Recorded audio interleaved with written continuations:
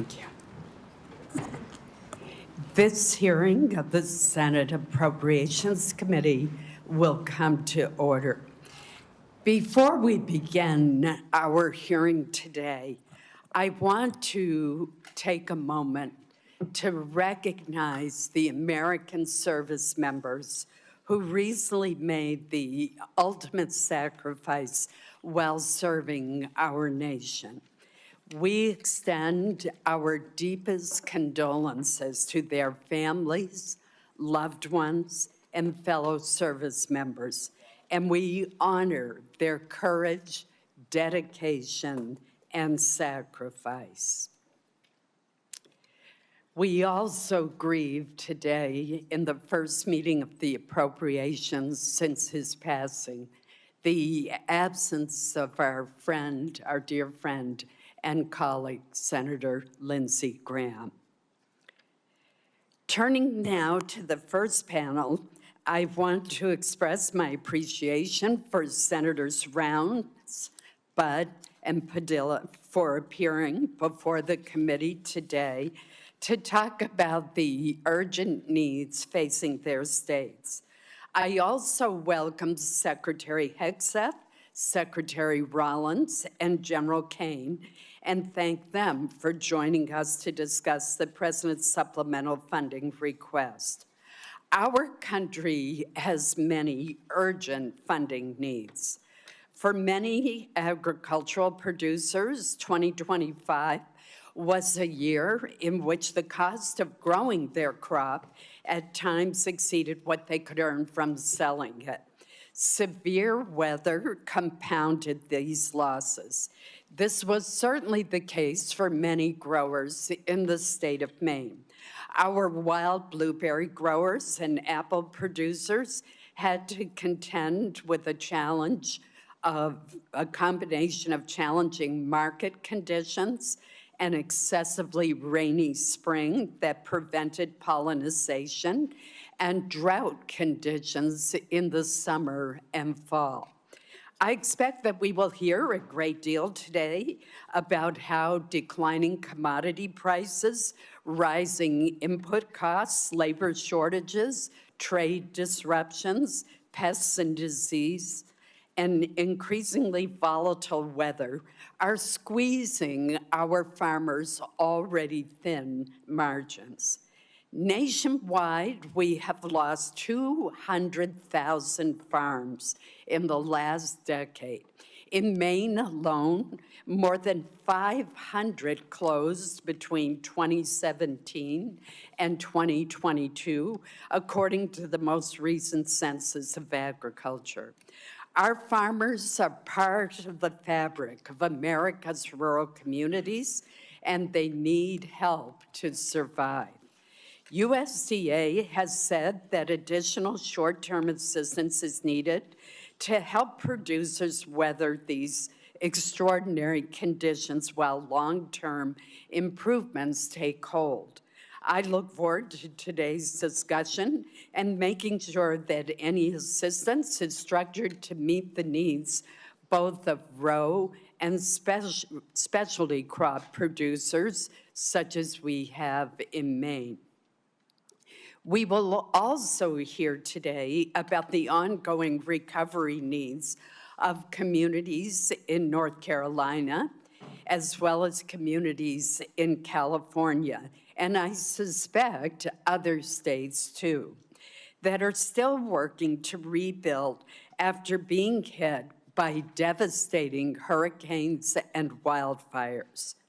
I would note that the administration's statement that it is open to discussing additional relief for other urgent matters is encouraging because there is strong interest from members on both sides of the aisle in discussing additional targeted relief. Turning now to the defense request, I look forward to hearing from our Department of Defense witnesses and their discussion on why the supplemental funding is critical to supporting our service members and protecting America's national security. There are certainly divergent views on this committee about the decision to use military force against Iran. The Senate as a body has already taken numerous votes on these issues and will likely continue to do so. But irrespective of our differing views about the military operations, the fact remains that there are must-pay bills and urgent requirements facing the department that affect the ability of our troops to be well-trained and more broadly of the U.S. military to deter and defend against potential aggressors worldwide. I would note that some of the requirements, such as the shortfalls in munitions, have been well known to this committee for some time, and prior to the conflict with Iran, there has been bipartisan support to address these shortfalls. While these munition shortfalls have been years in the making, they are growing increasingly urgent. We should not undermine the readiness of our service members for any engagement or refuse to rebuild critical capabilities. Our men and women in uniform do not decide where they are sent or the missions to which they are assigned. Congress has a responsibility to ensure that they have the tools, the training, and the support that they need to accomplish their missions. On the topic of our service members, I would be remiss if I did not note that since January of last year, the department has removed a number of senior generals and admirals from their positions, blocked or altered promotion lists across multiple services, and intervened in several senior assignments. A recent New York Times story reported that about 40 senior officers were removed from promotion lists, and more than 24 generals and admirals were fired or sidelined, including Admiral Lisa Franchetti, the first woman to lead the Navy. The Times further reports that more than half of those fired or removed have been female or Black, and that for the first time in more than a decade, no active duty female naval officers are likely to be promoted to admiral. I find this deeply troubling. These are men and women who volunteered to serve our country and swore an oath to support and defend our Constitution.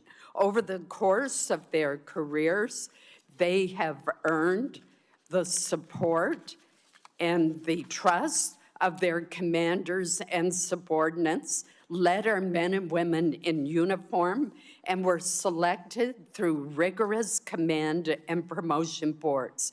They have served under presidents and defense secretaries from both parties. Reports that women and people of color are disproportionately fired or sidelined create the impression that their service is not valued.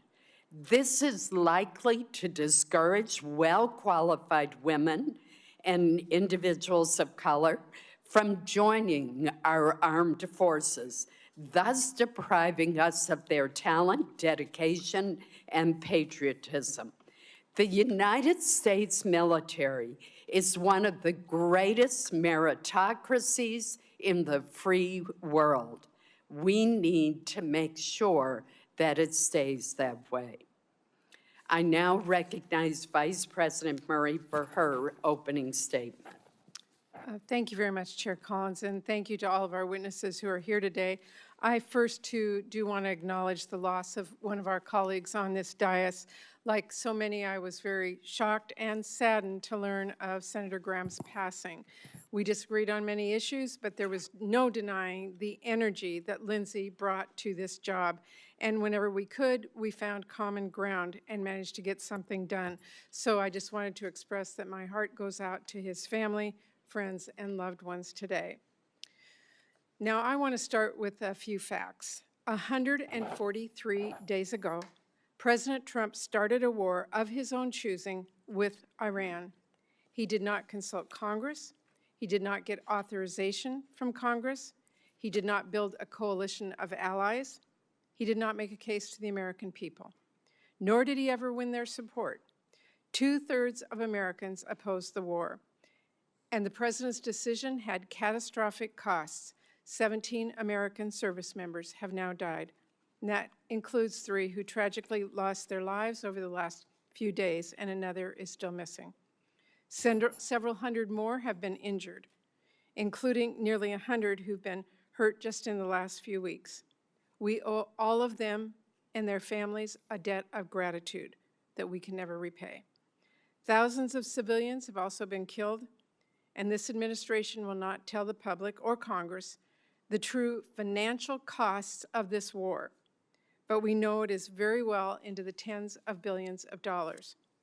Tax dollars we could have spent helping people afford health care or building new housing have now been lit on fire by a president who blundered us into a disastrous war.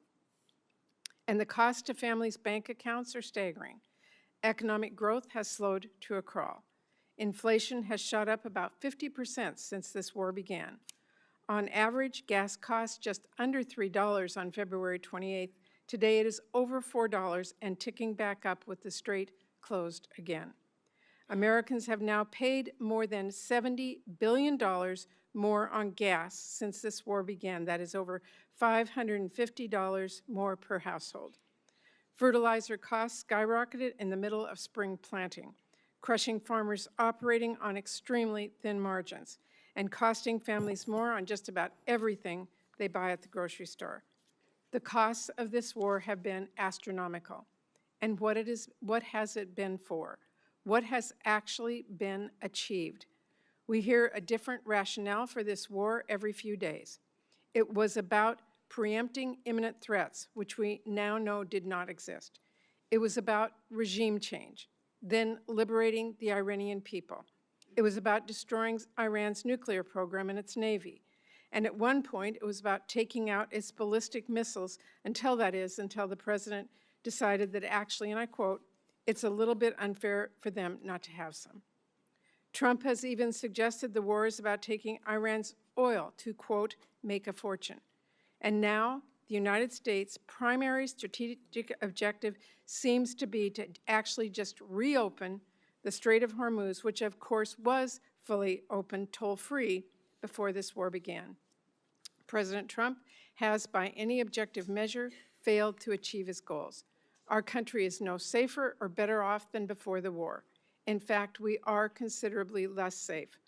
Our stockpiles have been depleted, and it will take years of production to fully replenish them, no matter how much money is thrown at this problem. Our global force posture is much weaker, and as assets have been moved now to the Middle East. And we are now much further away from a long-term solution to halt Iran's nuclear program than we were before Trump ripped up the deal that President Obama negotiated, which secured actual, measurable commitments and progress without ever starting a costly war. In fact, there are new reports that Iran may have moved nuclear assets into a mountain bunker, which raises concerns about whether Iran might restart its program. It used to be a pretty somber and serious thing, a president taking America to war and costing lives and taxpayer dollars. But this president has been downright flippant. The people I represent worry Trump thinks this is all a game and has sent men and women into harm's way without any sort of plan. And now that he's driven that car into the ditch, he wants taxpayers to bail him out. As the daughter of a World War II veteran, and a Purple Heart recipient. The way this White House has blissfully operated with no plan for success is disrespectful to our men and women in uniform. These are patriots. They are highly trained and have sacrificed tremendously to keep us safe. They shouldn't be forced to put a show on for the president's birthday parade, or do the job of Border Patrol agents, or risk their lives in a disastrous war that the president clearly failed to think through. And as a U.S. Senator, this administration's refusal to explain what it is doing or how this war is protecting Americans, its refusal to seek authorization from Congress, and its expectation that Americans will now just pay for it all without any explanation or transparency is disrespectful, and it's insulting to the people back home that all of us represent. So here we are, 5 months later. The strait is closed. The ceasefire hasn't just disintegrated. This war is now spiraling out of control again. The president is threatening escalation and war crimes and suggesting this could be another forever war. He has told us over 40 times now that a deal is near and the war will be over soon. But now he is asking for $70 billion more, and for us to just trust him it'll work out fine. Look, I've been very clear. My Democratic colleagues and I will do absolutely everything to ensure that we do take care of our service members and keep this country safe. Chairman Caine, I hope you know that every Democrat on this committee deeply respects the sacrifices that you and our service members and their families are making. Everyone who signed up to serve our country deserves to be more than an afterthought in a war that the president decided to launch despite all the blinking red warnings. But my colleagues and I cannot and will not support rubber stamping a request to bankroll this war and whatever other misadventures Trump wants to get us into next. The American people want to see a quick and strategic end to this war, not $70 billion of their tax dollars sent to keep it going. And I want to make a few important points. First, the president's request is not even primarily a request to cover the costs of the Iran war. This request is chock full of asks to fund unrelated DoD priorities, which should be considered through our annual appropriations process, not in an emergency supplemental. And that includes almost $1 billion for Southcom, nearly $1 billion to keep deploying the National Guard here in D.C., and more than $1 billion for the southern border. Secondly, President Trump is making this request as the Pentagon has a record-breaking $1 trillion total budget for FY26, including over $75 billion it has in unspent money from Republicans' big ugly bill. Understand you may have mismanaged your budget, Secretary Hegseth, but you have to do your due diligence to fix the cash flow problems you've caused before asking taxpayers for more. Third, the president is now asking for all of us to approve tens of billions of dollars in new funding for the war, while his administration still has yet to share actual cost estimates, essential information to justify this request, and a plan for where on earth this conflict goes next. This administration is either hiding the truth from Congress and the American people, or if you take at face value what they've said, and in the few briefings that we've had, they have no idea what is going on and no plan to right the ship, neither of which is acceptable. Now, Trump is also asking Congress for over $10 billion to help struggling American farmers who have been crushed first by the tariffs and then by this war, which has shot fertilizer and diesel costs through the roof. I'm digging into that request, but let me be clear. As we're looking at what farmers might need to weather Trump's storm, we must also help families put food on the table. And to do that, we should delay and ultimately reverse Republicans' deep cuts to SNAP, which have already kicked at least 1 million kids off of food assistance. Finally, Trump has also requested, and I had to read this one twice to believe, $1.3 billion in new funding for the State Department for Global Health and Humanitarian Needs. At the very same time, his administration is withholding more than twice that amount in funding that has already been signed into law and is available for the same purpose. He's also asking for authorities to make U.S. taxpayer dollars subsidize the Venezuelan oil industry and to finance the establishment of private investment funds like the one he just handed over to one of his ballroom donors. Unfortunately, Secretary Rubio is not here with us today to explain those requests, to talk about how this war forced one of the largest evacuations of our diplomatic posts ever, or to explain whether, as a national security advisor, he still thinks this war is, quote, the right decision, and whether he still, quote, believes in it strongly. So this is really a request to make taxpayers pay for the president's reckless decisions, from the Iran war to his trade wars to his global health cuts, all while doing nothing to help our families back home who are suffering because of those decisions. And that is what we should be focused on, helping people. Because as Senator Padilla and others on both sides of the aisle will tell us shortly, there are urgent domestic needs that we should be addressing instead of sending more money for Trump to drop bombs overseas. Priorities like disaster relief for our communities that have been ravaged by the unthinkable, or taking action to lower families' costs. You know what's a crisis right now? The fact that there are families I hear from back home who are working full-time and still being forced to decide whether to skip meals so they finally can buy their kids a pair of shoes. You know what's a crisis? The fact that hospitals are shutting down and kids are going hungry because of Republicans' cuts. Instead of bankrolling the president's war or sending ICE $70 billion, my colleagues on the other side of the aisle could work with us to quadruple our investments to cure cancer or help families afford childcare or help them afford to cool their homes. Those are policy choices. And Republican leadership has chosen to focus on funding war and ICE endlessly without a single cent for our American families. So let me close with this. This president says we can't afford health care. We can't afford child care. We can't afford housing. But somehow we can always afford another war. No price tag on that. Families in Washington State are skipping doctor's visits so they can afford groceries. Trump wants Congress to cut him a blank check for a war that no one supports. The American people entrust us to spend their taxpayer dollars strategically and thoughtfully. This is a huge responsibility, so let me be clear. I'm ready to work with my colleagues in a bipartisan way, as always, to address the needs of our nation and the American people. But I hope we can have real conversations about why there seems to always be money for Trump's wars, but never money for the families back home who are desperate for a little relief. So I look forward to today's discussion. Thank you. I will now introduce our first panel of witnesses.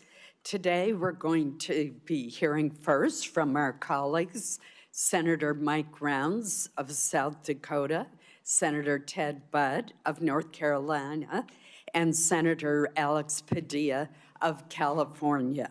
I welcome all of you, and Senator Rounds will begin with you first. Chair Collins, Vice Chair Murray, and members of the committee, thank you for the opportunity to highlight why food security and national security go hand in hand.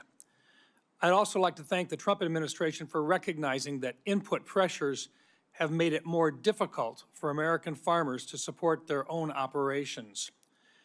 In South Dakota, farming and ranching is more than a job. It's a way of life built on hard work, stewardship, and the hope of leaving the land better for the next generation. Feeding and fueling the world has never been easy. Producers continue showing up year after year despite drought, floods, disease, pests, volatile markets, and other challenges beyond their control. This supplemental funding request comes at a critical time. Farmers and ranchers are facing production costs that exceed market returns. Higher fertilizer, diesel fuel, seed, equipment, and crop protection costs, coupled with retaliatory trade practices and continued market uncertainty, have put enormous financial pressure on producers. Specifically, the projected loss per acre across the country in 2026 for corn is $131. For cotton, $342. For wheat, $114. And for soybeans, $80. While we work to strengthen America's ability to produce more of what we need here at home and reduce reliance on foreign supply chains, Congress should provide stability so producers can remain in business and continue producing the best food and fuel in the world. Today's threats extend well beyond weather and markets.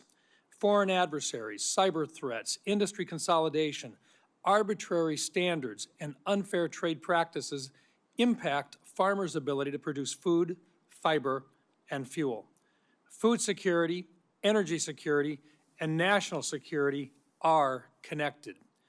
We also have an opportunity to strengthen both agriculture and energy security by permanently authorizing voluntary access to nationwide year-round sales of E15. Giving consumers the option to choose a higher ethanol blend would increase domestic fuel production, expand markets for corn growers, reduce reliance on foreign energy sources, and provide families with lower cost options at the pump. Given the significant defense investments included in this supplemental, I also want to emphasize the importance of fully funding our national defense. We are living in one of the most complex and lethal threat environments since the Second World War, and the brave men and women who volunteer to defend this country deserve the leadership, training, and equipment, along with resources necessary to maintain America's military advantage. Protecting America's food supply, energy supply, and national defense are not separate priorities. They reinforce one another. This supplemental provides needed assistance to help farm and ranch families endure today's economic challenges, while Congress and the administration continue advancing long-term policies that strengthen American agriculture. I urge my colleagues to support this supplemental request to provide stability to our ag producers at this time. Thank you, Madam Chair. Thank you, Senator Rounds. Senator Budd.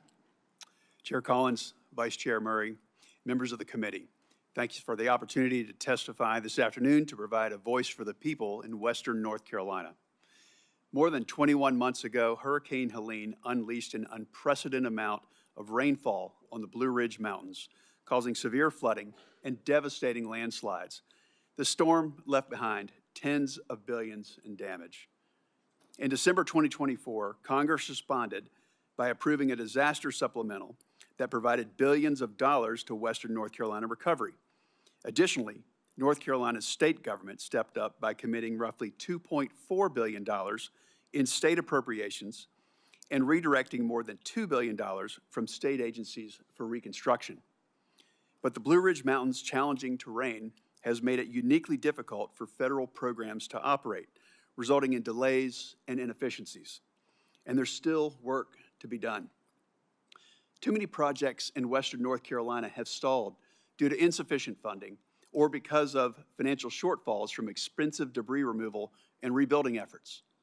I greatly appreciate that President Trump and Secretary Mullen have empowered FEMA to more rapidly reimburse the state and local governments for public assistance projects. However, FEMA is only one part of the equation. The Environmental Protection Agency, Department of Housing and Urban Development, and other federal agencies play a key role in disaster recovery. And much of the existing disaster funding for those agencies has already largely been allocated. When I visit Western North Carolina, I see the impacts the delays in recovery have caused. Debris still clogs the waterways. Facilities that provide drinking water and manage wastewater have yet to be rebuilt. Most concerning, some homeowners are paying mortgages on properties that are still unlivable or yet to be rebuilt. Towns have been forced to embrace expensive short-term stopgap solutions just to carry out their most basic functions for their residents. In the small town of Beech Mountain, there is no long-term water supply. The dam and water treatment plant were heavily damaged, forcing the town out of compliance with state safety standards. And as a result, the state could be finding Beech Mountain $25,000 per day.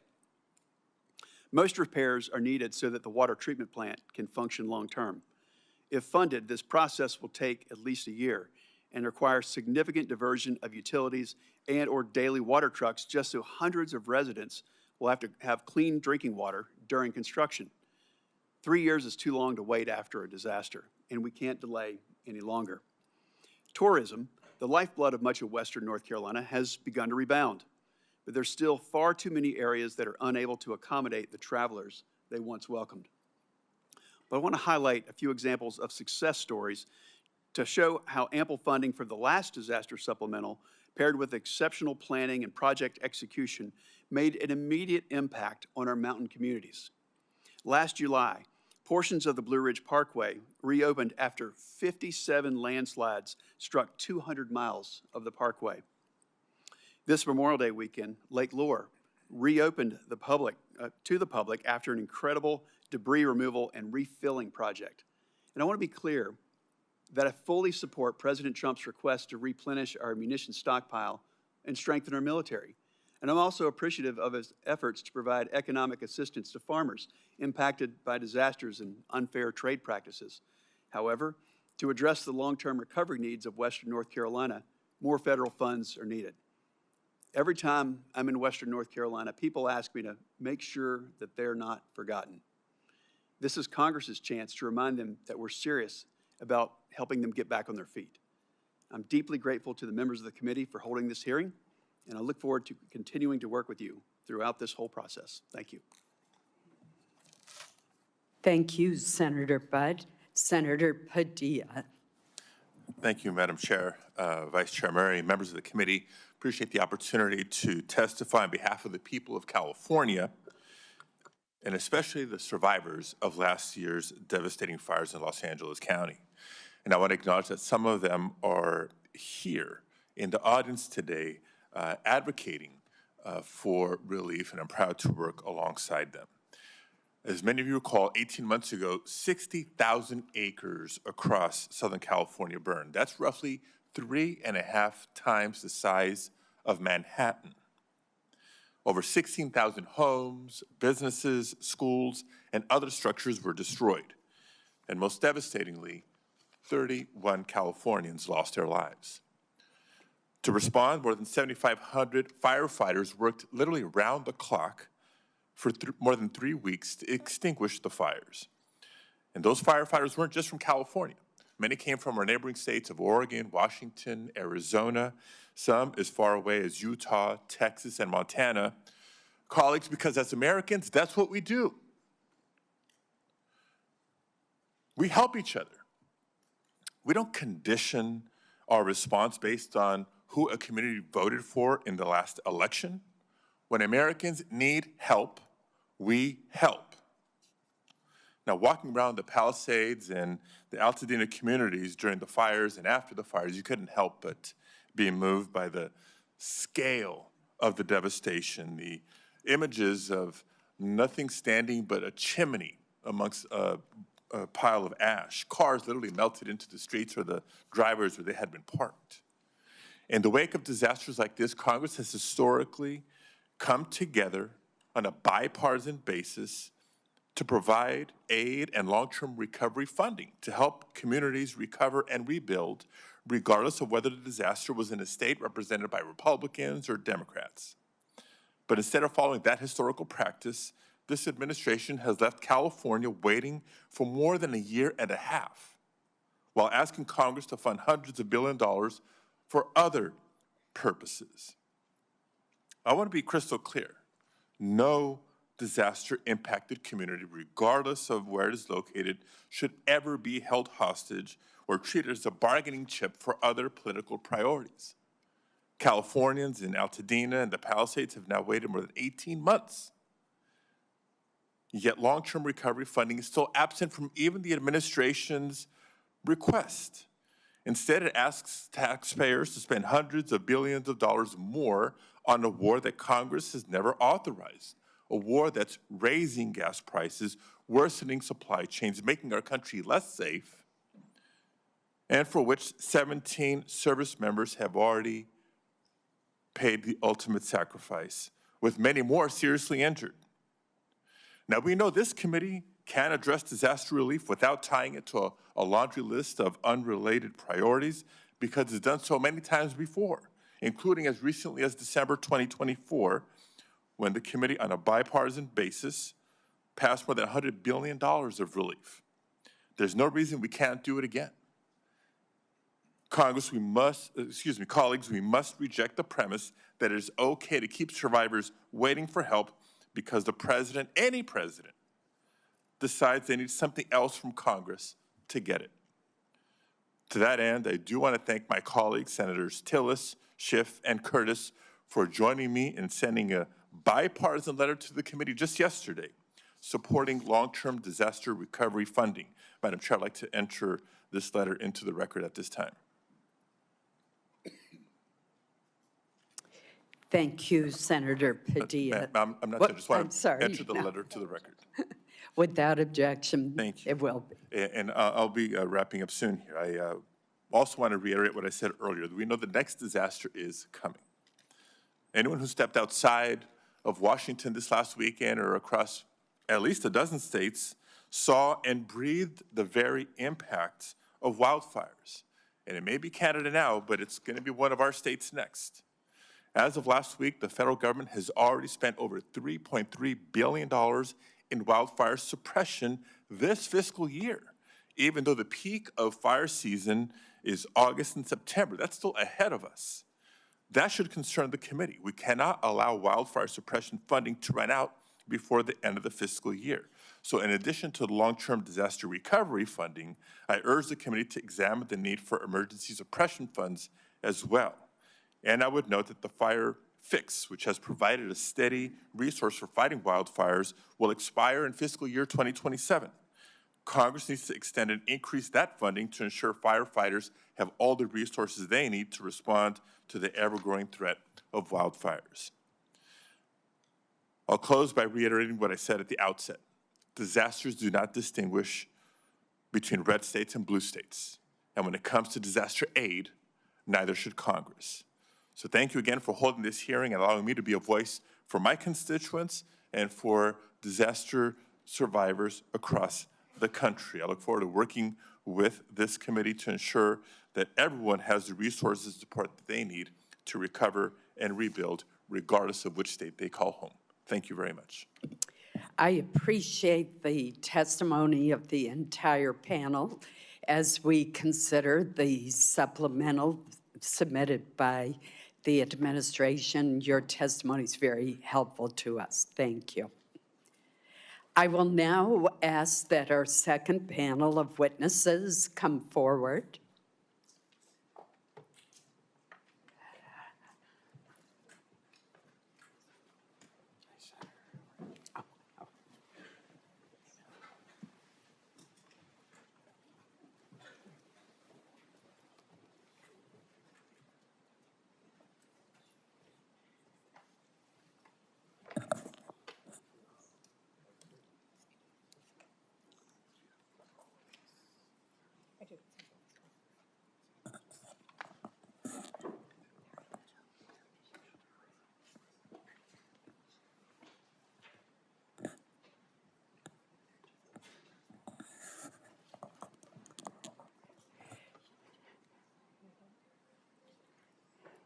Well, leave it to our military witness to be on time.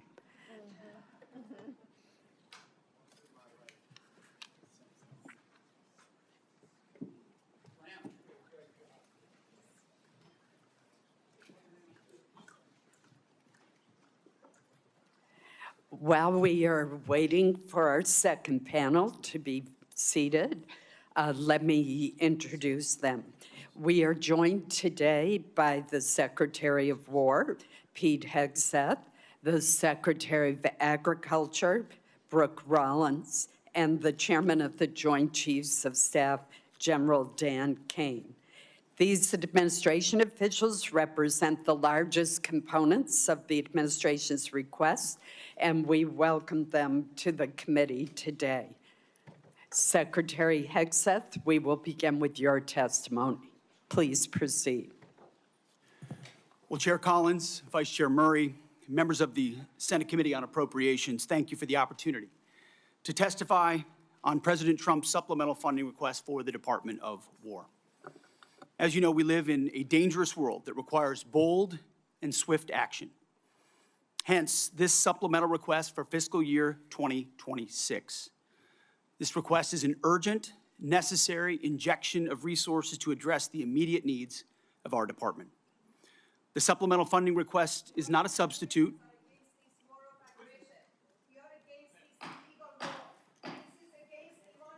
For 90 million people, your hands are bloody of 17 Americans and 4,000. The witness will suspend until order is restored in the committee room. I know that individuals feel very passionately, but we must have order in the hearing room so that we can proceed. We're now going to move forward with our hearing. And Secretary Hegseth, please proceed. Thank you. The supplemental funding request is not a substitute for the President's full $1.5 trillion base budget request. $1.5 trillion. Stop bombing our children in Iran and Palestine. This is illegal. Mr. Secretary, please suspend until order is restored in the hearing room. We will begin the timing clock since you've been interrupted twice.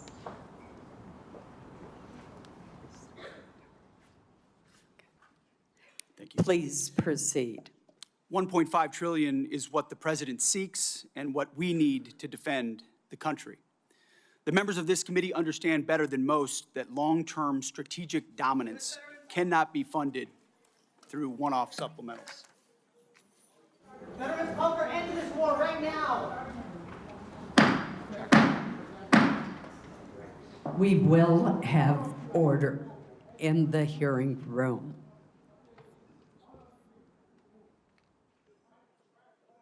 Mr. Secretary, please proceed.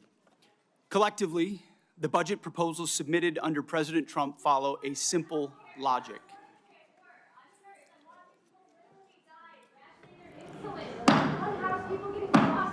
I would ask that the Capitol Police, whose professionalism I admire, remove those who are seeking to disrupt the hearing.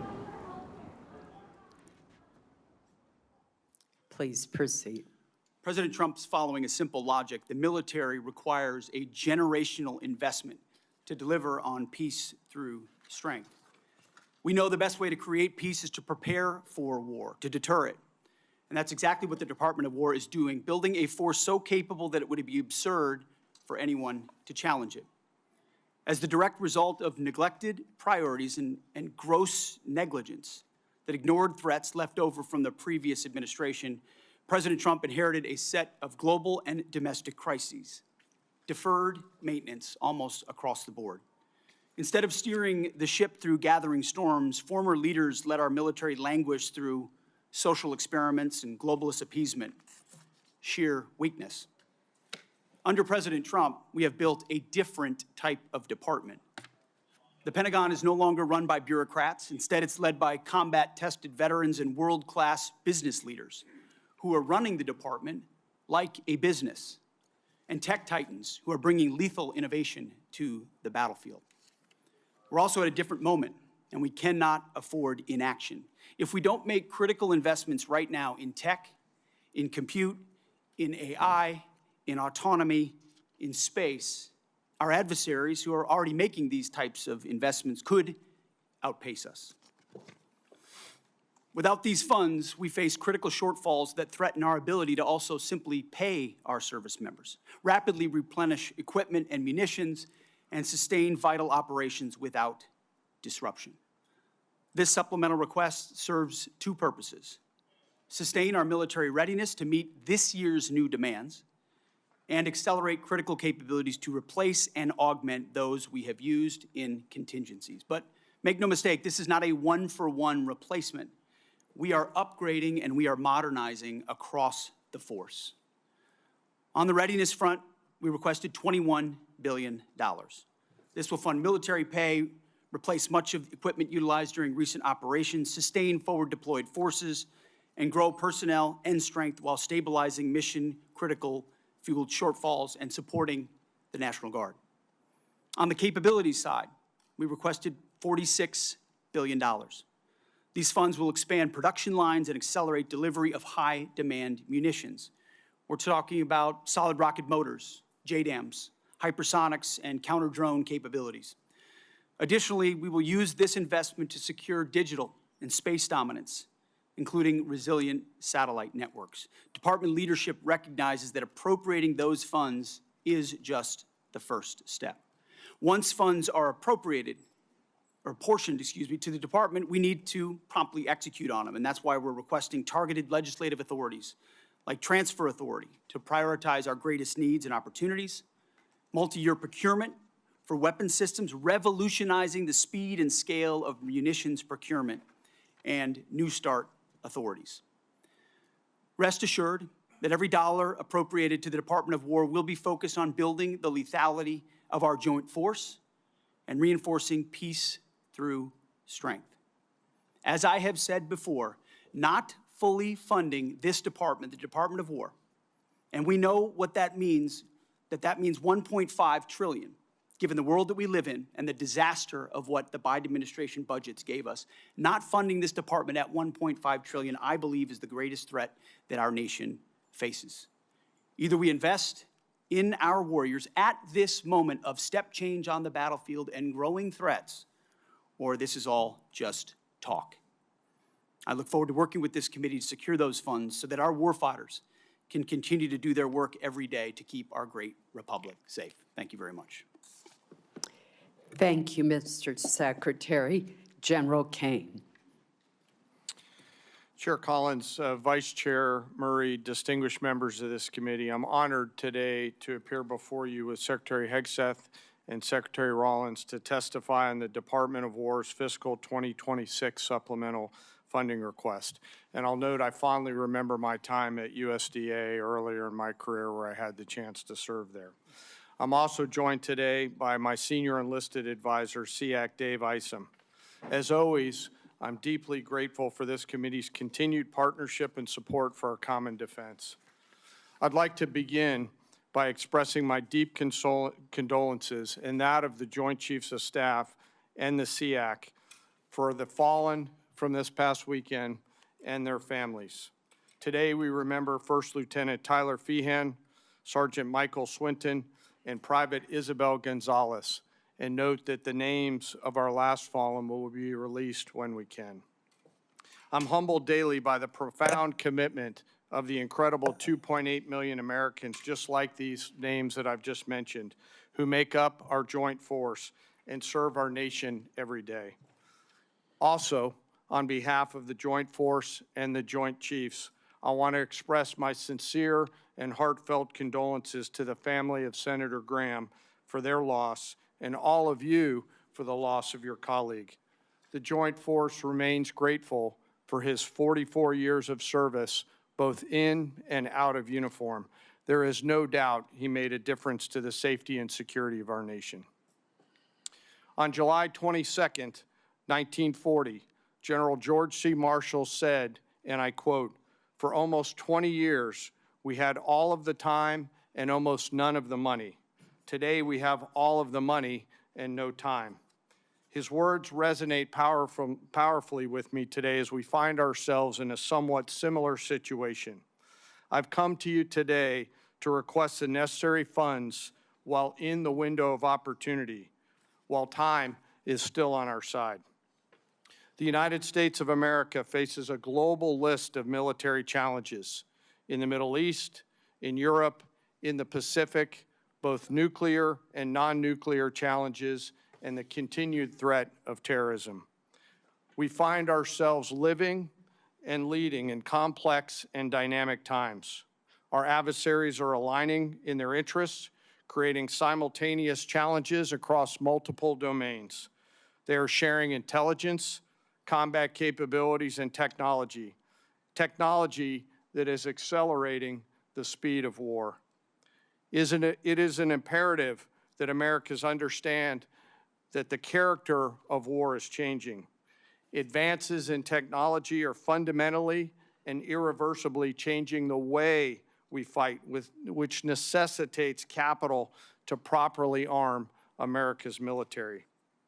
Rapid advancements in AI, autonomous systems, deliver critical technological advantages to our national defense and simultaneously introduce unprecedented strategic vulnerabilities and uncertainty across the world, to include right here at home.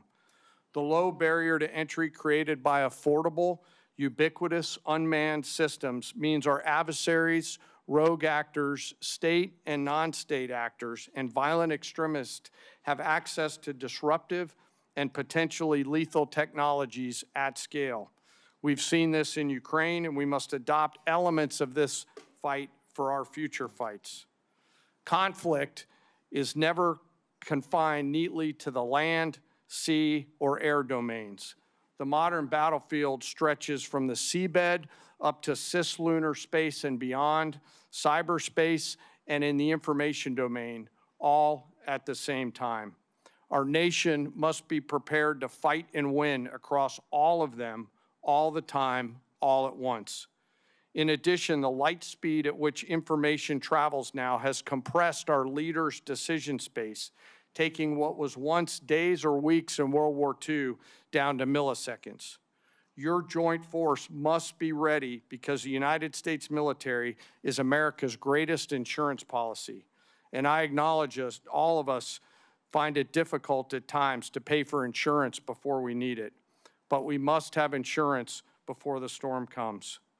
The Armed Forces of the United States of America serves as our nation's ultimate safeguard and our insurance policy to preserve, protect, and defend our national interests, security, and prosperity. To uphold this responsibility, we require predictable and consistent funding. This will allow us to partner effectively with our defense and national industrial bases, building on acquisition reforms that guarantee our warfighters receive capabilities at scale before they are required in conflict or combat. I'm struck by this season of American history we find ourselves in, and I continue to ask myself, if not now, then when? And if not us in this room and the rest of the Congress and the nation, then who? I acknowledge the environment we all serve in, but always remember that we are all Americans with deep and abiding love of our nation and our military service members and their families. I've come today to ask for your help and your support. America's armed forces need $1.5 trillion to meet the military challenges of the future. This supplemental is a part of that, and to be allowed to use this capital to pay for military personnel, operations and maintenance expenses, and accelerate investments on critical technologies, as the Secretary just mentioned. It is critical that we stay ahead of our adversaries, and we must have the funds before we're out of time. In closing, I ask all of us to remember our deployed service members around the world right now, especially our Army teammates who remain deployed after losing their friends and teammates this past weekend. And I again ask all of us here in the Senate and across the American people to never forget our fallen and their families who continue to show us what courage, tenacity, grit, and commitment to the nation looks like. Thank you very much, and I look forward to your questions. Thank you, General. Secretary Rollins. Thank you so much, Chairwoman Collins, Ranking Member Murray, and distinguished members of the committee. Thank you for the opportunity to appear before you today. Let me begin with the bottom line up front. The United States Department of Agriculture is joining today the United States Department of War in a fight for America and for American flourishing. After all, defending America's ability to feed and fuel and clothe herself is defending America, full stop. This can be easily forgotten. For centuries, we built farms and ranches and transportation that fed not only America, but the world too. For a long time, that prosperity made America strong and made America safe. But across the past 100 years, and especially across the last administration, we took that source of strength in war and peace, our farms and our ranches, and the communities that surrounded them, and we hollowed them out. We made them weak, and we put them on the precipice of decline and extinction. We sent our food production overseas. In fact, 2023 was for the first time a significant net importer of our food for America. And in so doing, we replaced American production with massive amounts of imports. We allowed and even encouraged the consolidation of agriculture, seed production, processing, fertilizer, and beyond into massive industries at scale. Today, nearly 85% of our meat packing capacity is controlled by just 4 companies, including 2 that are foreign-owned. Additionally, our largest pork company in America is owned by a China company, or China. 4 fertilizer companies now represent 78% of the production versus just a couple of decades ago, that was in the dozens. And 2 seed companies now produce more than 50% of the seed for America. These are national security implications. When President Trump returned to office, America's farm economy faced one of the most difficult economic environments in decades. Between 2020 and 2025, the cost of seed rose 19%, crop protection rose 30%, fertilizer rose over 50%, fuel and oils rose nearly 33%, electricity 36%, and repair and maintenance 27%. As these costs climbed, commodity prices plummeted. Farm income fell by more than $90 billion from 2023 to 2024, representing one of the largest single-year declines in history. At the same time, producers saw not one new trade deal across the world, resulting in an unprecedented $50 billion agricultural trade deficit. American farmers deserve better, and our national security now demands it. As long as we are beholden to foreign and even hostile countries for our food and our fuel, our freedom is in jeopardy. Since my first day at USDA, we have been committed to addressing this crisis head-on.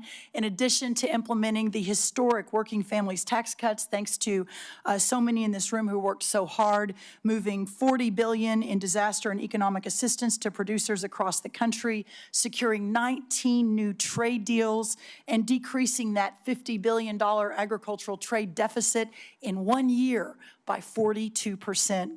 This year, our corn exports are expected to be at a record-breaking 35%, ethanol up 11%, dairy up 15%, and tree nuts up 11%. We are making progress, but we have a ways to go. Administrator Zeldin has secured the strongest renewable fuel standard volumes in history, and the President continues to support year-round E15 for our domestic markets. We have led robust responses to animal health threats, including HPAI and the New World Screwworm, and have reduced unnecessary regulatory burdens and partnered with producers to strengthen the domestic demand for American agriculture. These are lasting reforms and will change the trajectory of American agriculture for the future.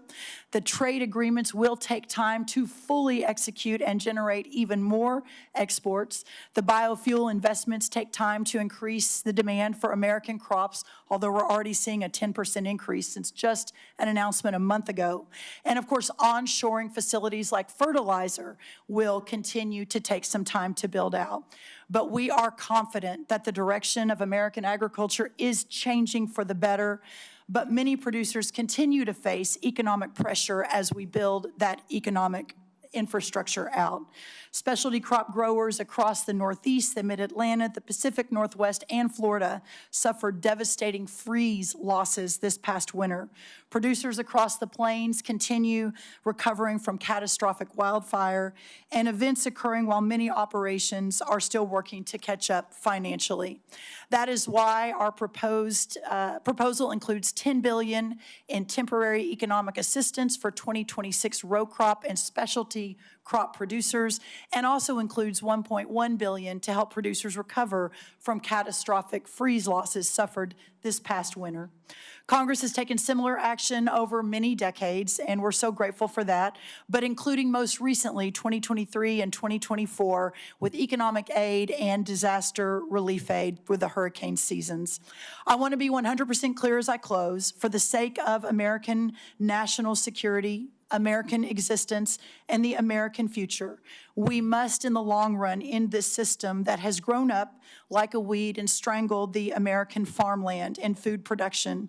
Farmers want to farm for their products, not for a government check. They want to be free from dependency and free to innovate. We know what happens when they are able to do that. They build and feed the greatest republic in the history of man. But when they aren't, well, we know the danger that we are in today. But that's why this supplemental is so important. It provides a bridge and extends a hand to Americans who need it.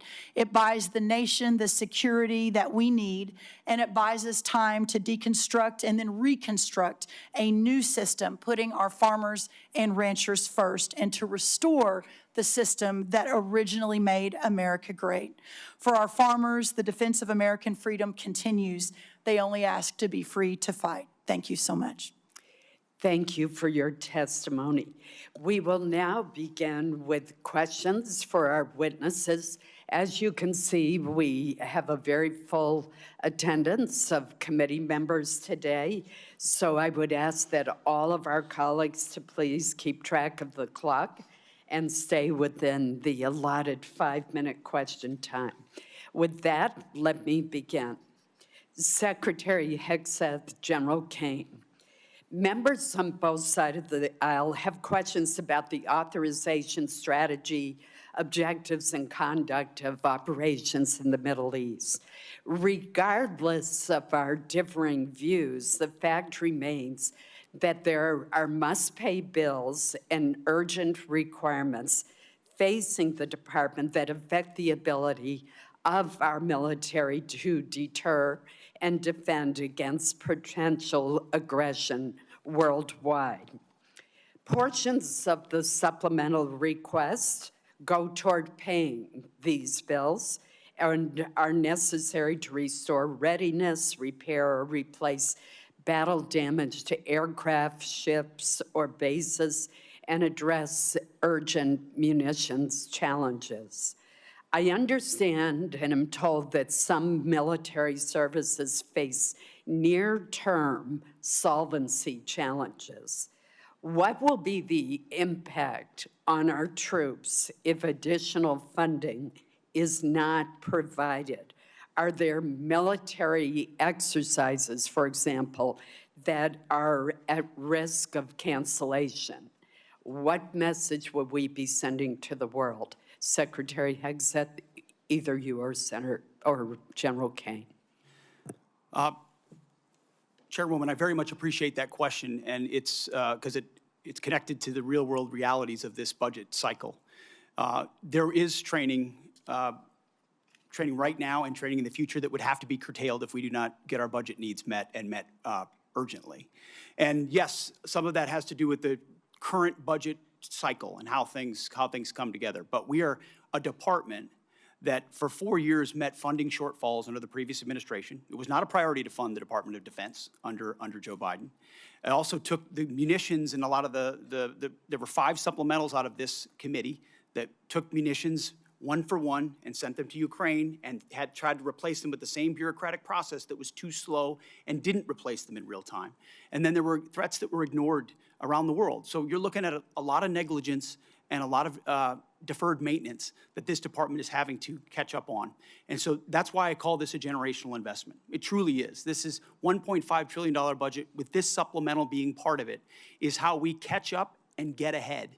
And ensure in the process we're putting soldiers and sailors and airmen first, Marines first, Guardians, that their pay increases, that the end strength increases that have gone up because recruiting is at historic levels are fully funded. So rather than trying to play catch up and make sure we're not losing training, we should be ahead of that curve. And that's where we think $1.5 trillion can get us. Thank you. Senator Caine,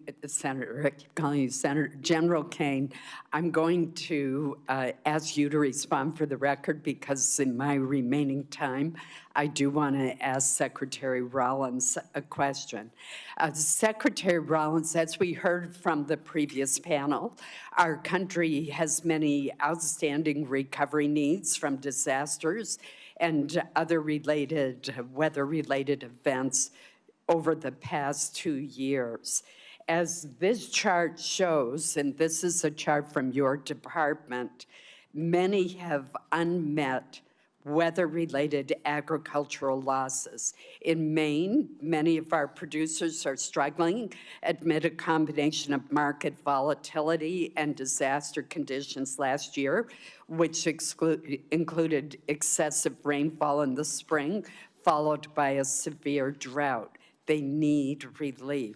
Yet the administration's supplemental request does not include funding to address these recovery needs.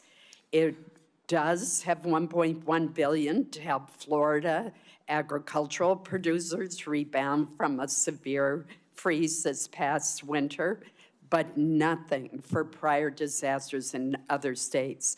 Can you explain USDA's thinking behind focusing your request just on the 2026 freeze rather than on the 2025 disaster declarations that you made?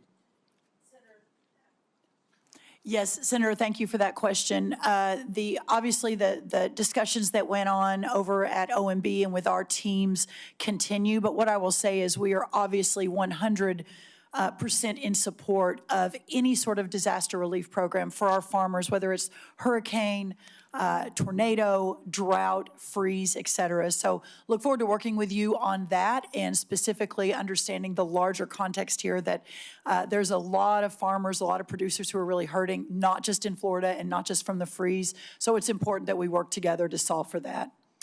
Thank you. Senator Murray. Thank you, Chair Collins. Secretary Hegseth, your department received $150 billion last year in the Republicans' Big Beautiful Bill. It also received a record $839 billion for fiscal year 2026, more money than you asked for last year. Combined, that is a $1 trillion budget for the year, and as I already mentioned, your department has yet to spend half of the reconciliation funds. And despite that, you are here today asking for tens of billions of dollars more for things that you've already asked for in your FY27 request or that have nothing to do with Iran. This administration has tried to sell this as an emergency request, but it may be better understood as an attempt to skirt the normal appropriations process. Here are just a few of the things requested in this Iran supplemental. $800 million for the National Guard to patrol D.C. even longer. Over $1 billion for the Army to patrol the southern border, which is DHS's job. $900 million to support the administration's illegal boat strikes in the Caribbean. Over $18 billion for munitions, which you've already requested in your FY27 budget request. And $1.7 billion to pay for your decision to recruit more people than the services need, which was not contemplated by the FY26 funding bill Congress recently passed. Now, you've already submitted a reprogramming request on this that our subcommittee is considering now, which really underscores the point I made in my opening remarks that the problem is not a lack of money, but poor planning. So I'll be blunt. The truth is your request does not make a lot of sense. So let me ask you a simple question. Why exactly are billions of dollars more for the National Guard and this administration's illegal strikes in the Caribbean urgently needed for the Iran war? Well, Senator, I wouldn't, of course, agree with your characterization, but why this kind of spending is needed is because of the gross negligence and neglect of the Biden administration inside our department. Ran it like a bureaucracy, abandoned our strength posture around the world, so we're having to reestablish deterrence. You mentioned the end strength numbers, and I will acknowledge that we are ahead of schedule on end strength in recruiting. 8,000 in the Navy, 6,000 in the Army, 4,000 in the Air Force. Because under President Trump, there's been record and historic over 30-year recruiting records inside our department since he won the election because the American people didn't want to sign up for what Joe Biden was providing our military. Well, let me and they want to sign up for what President Trump is doing in his leadership. And so those are good problems to have that we need to fund and a reflection of momentum. And this budget will allow us to continue the kind of momentum that gets us ahead. My point is that a lot of this request does not feel like an emergency. And let me move on. Secretary Hegseth, like most Americans, I've had a lot of trouble following this administration's contradictory statements about the war. On April 8th, you said, and I quote, "Their missile program is functionally destroyed, launchers, production facilities, and existing stockpiles depleted and decimated and almost completely ineffective. Mr. Secretary, Iran has been firing at U.S. military bases in the region and its ships for the last week. How is it possible, if their capabilities were, quote, functionally destroyed 3 months earlier, as she claimed, for them to be doing this now? Well, Senator, Iran is at the weakest point militarily it has ever been in the past decade. Certainly, maybe in 47 years, as they've gathered effectively a terror army. And that terror army was built to try to create conventional capabilities to defend against a pursuit of nuclear weapons, which meant thousands of ballistic missiles, many of which we have destroyed, others of which they have put inside facilities and hidden in underground facilities. And that's what terror regimes would do. So I acknowledge they still have capabilities, no doubt. But the amount of damage that we've done to them over the course of these series of operations has put them in the worst place they've ever been. Okay, well, let me move on. On May 5th, you claimed that Iran doesn't control the strait, and you said that there was a, quote, powerful red, white, and blue dome over the strait. If that was true, how did Iran shrink ship traffic in the strait to a trickle again last week? We pushed almost, I believe, between 400 and 500 million barrels of oil under the nose of Iran over the course of Project Freedom, which went underground, which I acknowledged after we did so covertly because it was more effective to do so quietly than to do so publicly. So we've been in control of moving traffic through there for quite some time. Will they retain the ability to recklessly shoot at commercial shipping? And that's what happened. We had a ceasefire, and then they shot at commercial shipping well, you recklessly also as a state. said at that's that what changed same press conference, and I'm going to quote you, you urged Iran to, quote, let innocent ships pass freely. These international waters belong to all nations, not to Iran to tax, toll, or control. Last week, President Trump said the U.S. would charge a 20% toll to each ship to pass through the state. So based on your opposition to tolls, did you talk to the president out of that idea, or did someone else? Iran's not charging tolls, and they're shooting at ships right now. But Trump said that he wanted to charge a 20% toll. We have a blockade right now of all Iranian ships and Iranian ports, and it's effective. My time is out. Senator Murkowski. Thank you, Madam Chairman, and thank you all for being here. Challenging times, I think we all recognize that. Secretary Hegseth, I want to ask just specific to Iran authorization. The administration has made the case that the action in Iran falls under the president's Article 2 authorities, and we can have disagreement. Reasonable people can disagree about the boundaries of the presidential war powers and have for a long period of time. But I look at the War Powers Resolution, and it's not ambiguous. It requires the president to terminate hostilities within 60 days absent congressional authorization. So hostilities began February 28th. May 1st, Congress was informed that hostilities had ended, but yet despite the fact that hostilities had ended, we were still seeing sailors being fired upon still activity. Then in June, an MOU is signed to preserve the ceasefire while negotiations continue. That MOU has now collapsed, and we are seeing the resumed attacks in the Straits of Hormuz. On July 10, the administration sends Congress a new war powers notification, effectively restarting the 60-day clock again. So I'm concerned about this sequence because you have a situation where the claim essentially allows the president to extinguish the war powers clock just at the moment that it becomes legally inconvenient through declaration of temporary ceasefire. Then it's reset, avoiding the congressional authorization that the Constitution requires and the war powers intends. So we had an opportunity in previous appropriations hearing for me to ask if you felt the administration had all the authority that it needed. You indicated at that time that no, additional authority was not needed. Is the administration still taking that position about needing no authorization from Congress at this time? Senator, I know there's a long longstanding legal debate on this particular topic, but we certainly as a department share the position of the White House that we have all the authorities necessary at this moment. So let me just kind of do a follow-on. In the Clinton administration, this is 1999, there was an operation that was launched, Operation Allied Force, NATO airstrikes against Yugoslavia. There was not a prior congressional authorization that was sought. President Clinton notified Congress under the War Powers Resolution, and then subsequent to that, sent Congress an emergency supplemental funding request. It was about $6 billion to cover the cost of Kosovo operations. Congress then passed a supplemental package that covered the president's request plus additional military funding. But Congress never passed a standalone authorization for use of military force in Kosovo. When the war powers clock was set to run out then in May of 1999, the Clinton Justice Department's Office of Legal Counsel issued an opinion holding that the supplemental appropriation itself, passed without any authorizing language, satisfied the War Powers Resolution requirement.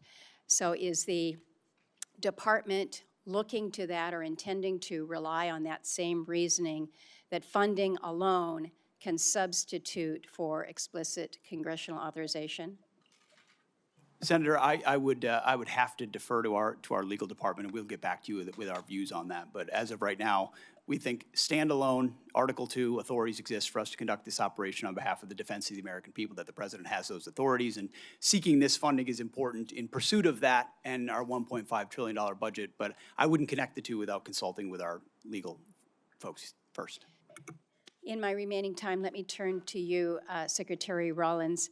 I appreciate that you have acknowledged that fishermen are farmers of the sea. I don't know whether you are aware whether any fishermen will be eligible for any of the supplemental funding. They too have faced many of the same challenges that our farmers have with high fuel costs, the impact from tariffs, disasters that we have seen. In the 15 seconds remaining, any help for our fishermen? Well, I remember having the conversation with you when we were going through the process, and my commitment to you and to Senator Collins and some of our others on across the aisle was that it's time for USDA to recognize our fishermen as part of our farmers of the sea. That's never happened before. We now have an office at USDA focused on fishermen.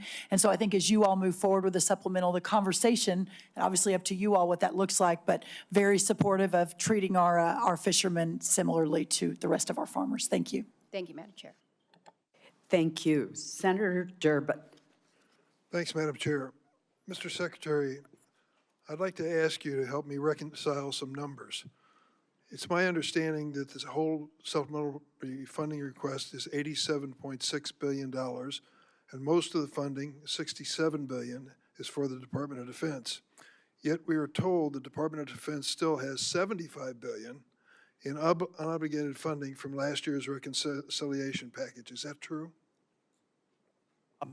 Roughly correct numbers, yes. So you've left some change on the dresser before you prepared to come for this hearing. What's going to happen to that $75 billion? Well, that 75 there's plans and designs on that, part of the rebuild of our military, which had to be undertaken. And so the One Big Beautiful Bill gave us specific avenues. I'd have to get you the exact numbers of what that is left to be allocated. Does it have to do with the war in Iran? No, this is rebuilding our military from what was not funded in the past under the Biden administration. So this is from 2026, One Big Beautiful Bill, which helped move the president's priorities like Golden Dome for America, move away from all the woke priorities of what the Biden administration was pursuing, give us a chance to start cutting these deals on munitions, all the things that the president wanted us to focus on: shipbuilding, hypersonics. I mean, the Biden administration ignored hypersonics.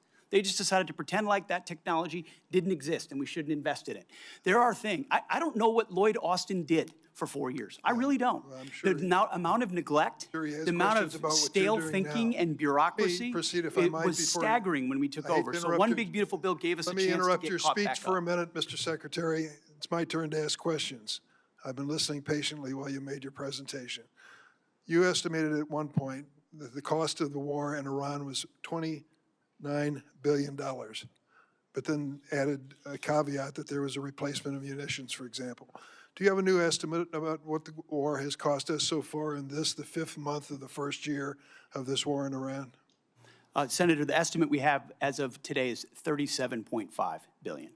And is the current activity, which we've been told about, the exchange of fire back and forth in Iran, an indication that that number is going to go up in the months ahead? Some of that number captures additional O&M, mill pay, and other that would be anticipated through the fiscal year. So some of that anticipates what costs would be going out in the future as well. So the new number you've given me is what? $37.5 billion, Senator. And that represents the cost of the war through what period of time? Through now for certain aspects of it, but also mill pay, O&M, other anticipated costs through September 30th, Senator. General Caine, let me ask you a question.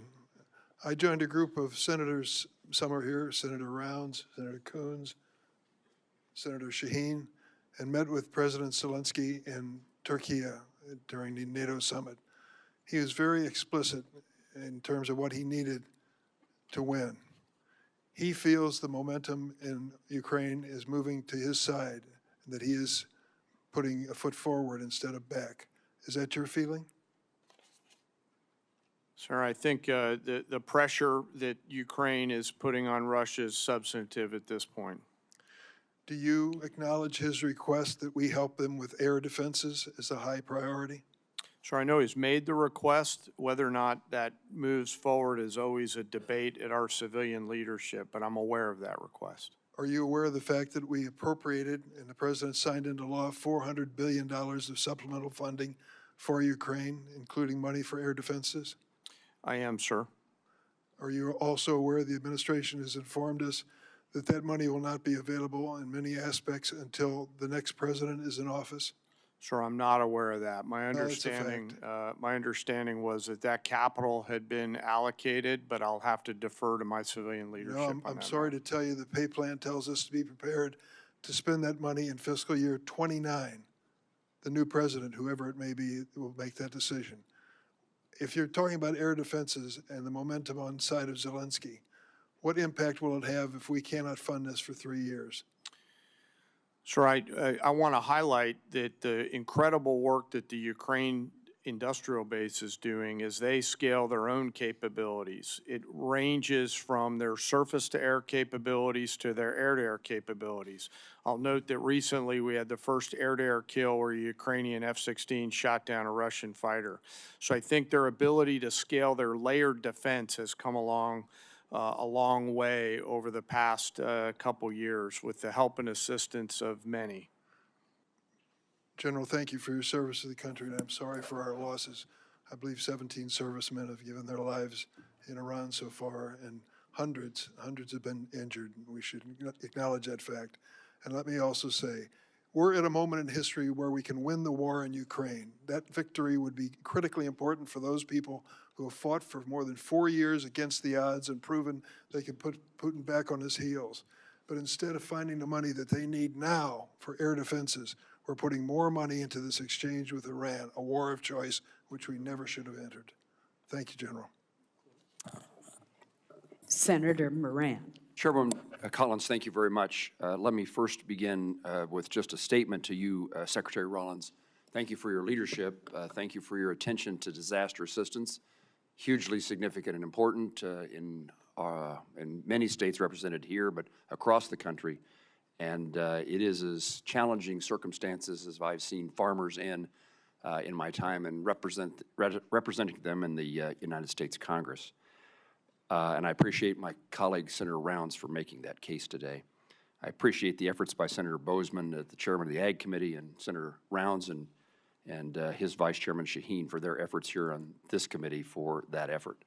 Secretary Hegseth, let me ask you about your recent visit to the 101st Airborne Division. You saw the MV-75 Cheyenne. You saw it firsthand and heard from soldiers, as I understand it, about the next generation capabilities, how they will transform the way we fight. The Cheyenne has broken through, and it appears to me, in the acquisition bureaucracy to deliver a capability for our warfighting much faster than it otherwise would have happened. As you look across acquisition, I mean, we're here talking about appropriations, but the ultimate success we'll have in defending our country is putting that money to work as quickly as possible. So as you look at acquisition, what would you tell me we learned from the Cheyenne? Is it a model how the department can, it intends to field the next generation of capacity going forward? What does the program need from this committee to meet both the schedule and the necessity of its capabilities? Senator, I appreciate the question. I think it's one of the untold stories of our department is how we've tried to revolutionize the speed and scale of new acquisitions and procurement. Some of it through munitions and ensuring that companies pay for building their own factories and their own assembly lines so that we're saving billions and billions as taxpayers while companies invest. And when you invest in something with your own money, you want to see it succeed ahead of schedule and on time. Also opening the aperture so it's not just the prime contractors that are competing, but new entrants who make high-cost and low-cost capabilities. I think in particular on the Cheyenne and the Black Hawk and the replacement, the gap that some have identified could exist based on the hesitation on speed and replacement exists because of an austerity mindset, again, that goes back to the Biden administration of divest to invest. And so you end up divesting in certain systems like the Black Hawk before the next one is online, creating gaps for actual operators. And what we're funding in this supplemental and across this budget is the ability to do both. Make sure the systems we rely on the battlefield right now are delivered, and that newer entrants that we're going to need for long-range fight to deliver to be more survivable in contested environments, which you're talking about. When I had a chance to see it, the soldiers were proud to be in it because they felt like it would give them greater advantage in the future. We need to accelerate the timelines of those and deliver them even more quickly. And when you allow new entrants with all the right incentives, those things happen, and it's happening in that program. Will that take place, I think you may have just said this, but will take place in this circumstance of the Cheyenne? I believe in this administration, because of the policies of this administration, it is likely to do so. Just like the B-21, just like the F-47, just like so many other of our exquisite munitions that otherwise would have taken years and years to even get into development. We're moving those things left by, in some cases, years, so that we get them in the hands of warfighters who would need them right now and not held up in bureaucracy in this town. Thank you, sir. Let me turn to you, General Caine. The department is requesting a significant supplemental to address the ongoing operational demands. Our adversaries are watching how we resource this moment. Beijing, Moscow, Tehran are all increasingly coordinating their activities and intelligence. In your judgment, do you believe our adversaries view this moment as an opportunity to exploit U.S. commitments elsewhere? And how does this supplemental ensure our deterrence posture and our commitments to allies remain credible in every theater all at once? Well, sir, thanks for the question. In my job, it's to look across the globe and look at the range of trade-offs out there. We are the strongest military in the world. Our adversaries still fear America's ability to project power at the time and place of our choosing.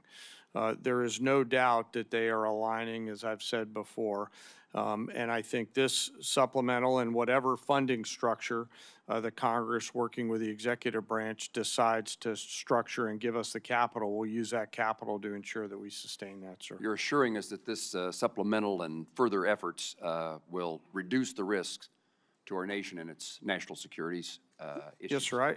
I view this, and I've spoken to some of you on the phone leading up to this. I view this as future investments to buy down risk, similar to what I said Marshall thought through in those heady days in 1940, where the need to invest capital early to deliver scale is an opportunity that I hope we don't miss, Senator. General, thank you. Thank you, Chairwoman.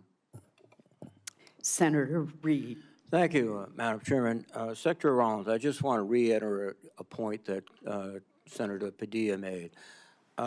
We have $10 billion in this request for Midwestern farmers who are suffering because of the interruption of fuel and fertilizers because of the President Trump's war, unauthorized war.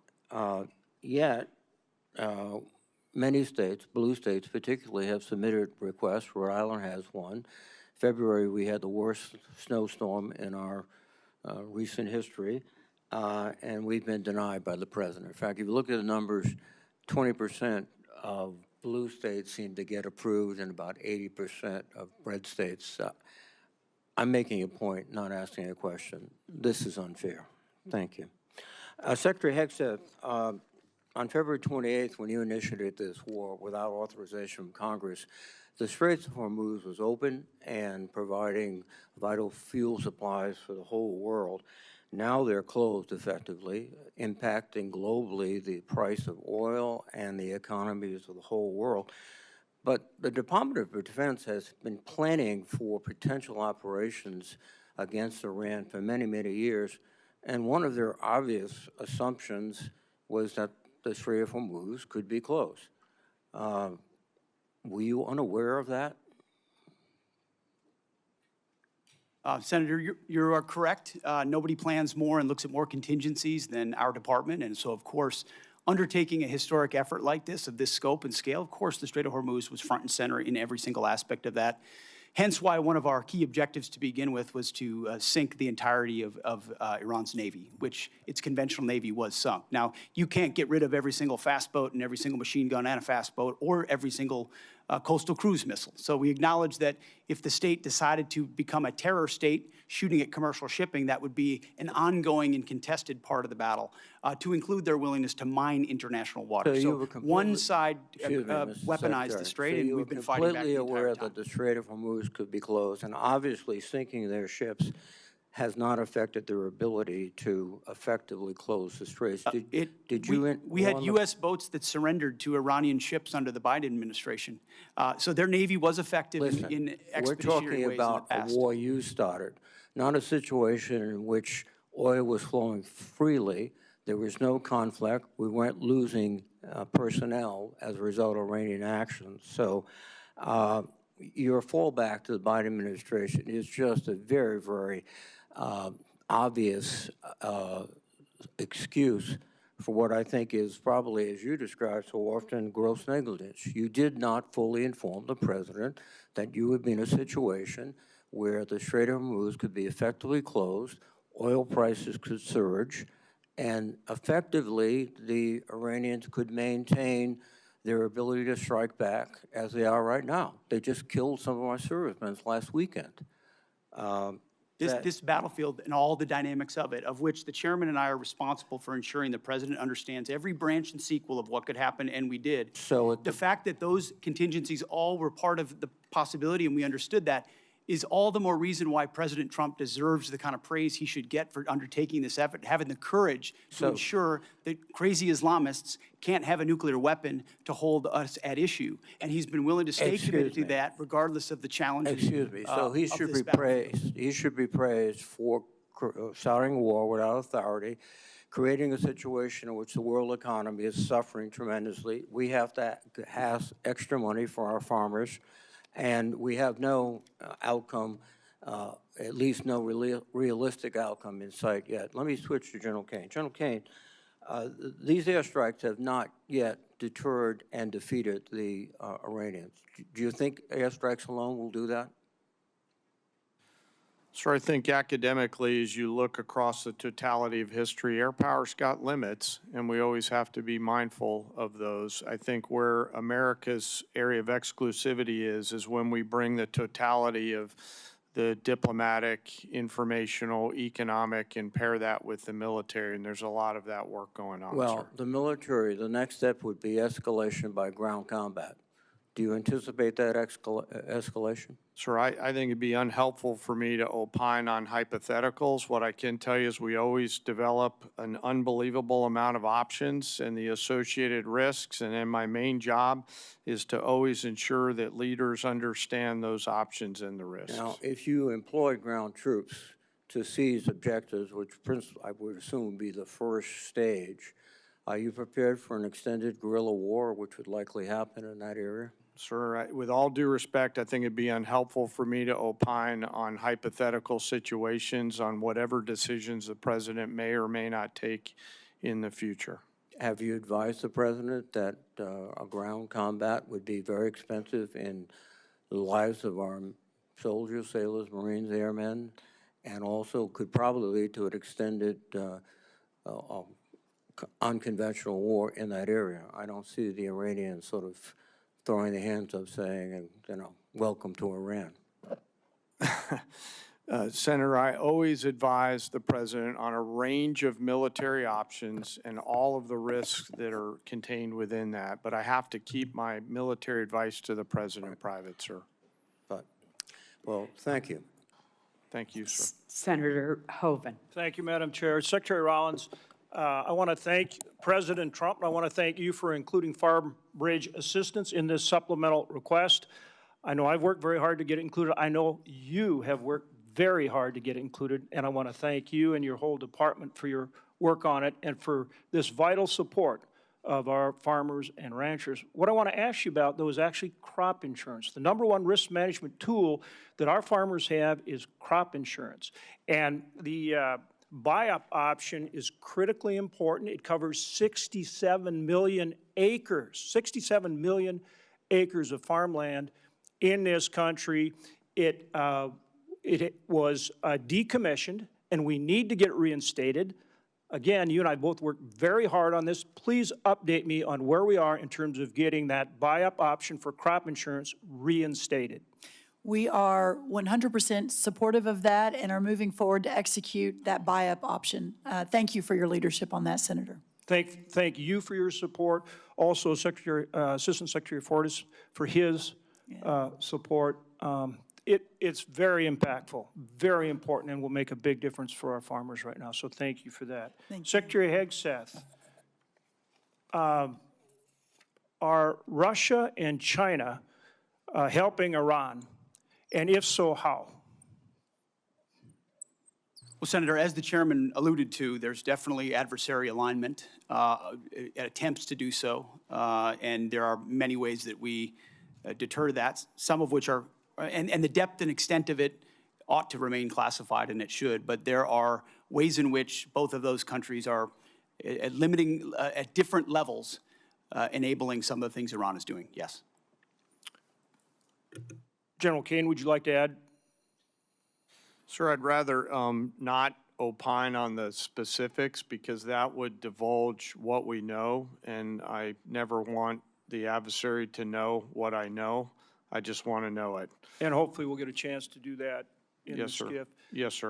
Happy to do that in the SCIF, sir. This relates both to the funding, but also, again, to how we achieve our objectives with Iran. Starting with you, Secretary, can we get to the point, and we're seeing continued, I think, improvement and progress on this, but essentially where we can work, and hopefully our allies they need to step in there with us, but where we get to the point where we can operate in the Strait of Hormuz, but keep Iran blockaded. We're continuing to get better at that, but that's how we they'll never do anything that they say they're going to do. They've proven that over and over. We have to keep the pressure on. But if we can do that effectively, we keep the pressure on and achieve our objectives.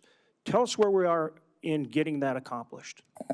Senator, I think that's a really good point. That's effectively what we did to create the pressure that led to the circumstances of the MOU, which was we're running a route where ships, and we did it covertly in cooperation with Gulf countries and others who were willing to take some of the risk with our protection and then maintain the blockade. So effectively, oil's coming in and out, oil prices are coming down, but our blockade is staying and the pressure is mounting on Iran. That's something we have done and can continue to do. We moved into an MOU where Iran said we won't shoot at shipping, and then the IRGC turned around and decided to start shooting at commercial shipping again, at which point the president, I mean, as he should, cannot tolerate that, and so we respond, as he said 10 times, you shoot at ships, we're going to shoot at you overwhelmingly, which we have been doing now for, I believe it's a 10th consecutive evening. So consequences come with the willingness to shoot at commercial shipping. Our blockade has been reimposed and is effectively impenetrable. We seized a ship inside the Arabian Gulf as well. So there's a lot of different angles to it, a lot of levers we can pull, and ultimately a lot of the strikes that Admiral Cooper and CENTCOM have been undertaking are taking Iran's ability to see and sense away in the Strait of Hormuz, which has tactical benefits for us. And that's what this funding is about. This funding is about making sure that we and our allies can operate in the Strait of Hormuz, which helps bring down energy prices for every single American consumer, and that we force Iran to meet our objectives. Isn't that what this package is all about? This is a peace through strength package. Right on. That's what 1.5 trillion has always been about, a generational investment at as the chairman alluded to, a step change moment. We need to be able to do it at speed, at scale, with autonomy, with AI, with exquisite high cost and low cost, to be ahead and stay ahead so that you're not just able to do what we need to do in the Strait of Hormuz, but deter adversaries like Russia and China from getting involved in future contingencies. And just General Caine, for any follow-up that you would like on that issue. Sir, I wouldn't have anything to add. Okay. Again, thank you, and thank you to all of our men and women in uniform. We appreciate them so much. Senator Shaheen. Thank you, Madam Chair. Secretary Hegseth, since you last testified before this committee, we finally received the spend plan for the $400 million FY26 appropriation for Ukraine security assistance. This funding was passed back in January, and now there are only 3 months left in this fiscal year. And while I appreciate that we now see what most of the funding is intended for, I just heard from the CEO of one of the manufacturers of the defense articles that are contained in the spend plan that they not only haven't received funding, but they haven't even seen a contract. So when are we going to see a contract for those defense articles that are contained in the spend plan for Iraq? I'm sorry, for Ukraine. For Ukraine. Senator, I'll have to get back to you on the specifics of the timeline of that. I'll talk to our policy shop as well as the EUCOM commander to determine where that's at. Well, you've told this committee that you've barely spent half of the $150 billion in reconciliation funding. And if you still have $75 billion available, why are you asking the American people to absorb the cost of a war they don't support, instead of asking for transfer authority for unspent reconciliation funding, especially if you can't even get $400 million in Ukraine funding out the door? As I mentioned earlier, Senator, that money from the One Big Beautiful Bill is otherwise allocated to the rebuilding of our military with priorities of the president like Golden Dome for America and hypersonics and other munitions investments that we made up front as we tried to adjust the Biden budget into an America First budget. And so reallocating that away from those priorities is robbing Peter to pay Paul. Those are allocated to rebuild. But my point is, and ultimately we're committed if you can't to spend this it year's on a agenda. timeline that makes sense, why do you need to come back and ask for more money? Wouldn't it be better to spend money that you already have? And one of the things I noted was, or at least I think that this supplemental doesn't include funding to repair damage to our bases or to our military infrastructure in the region. And I have not heard that we've gotten the full extent of any of those damage estimates. So should we expect another request to address that military construction costs?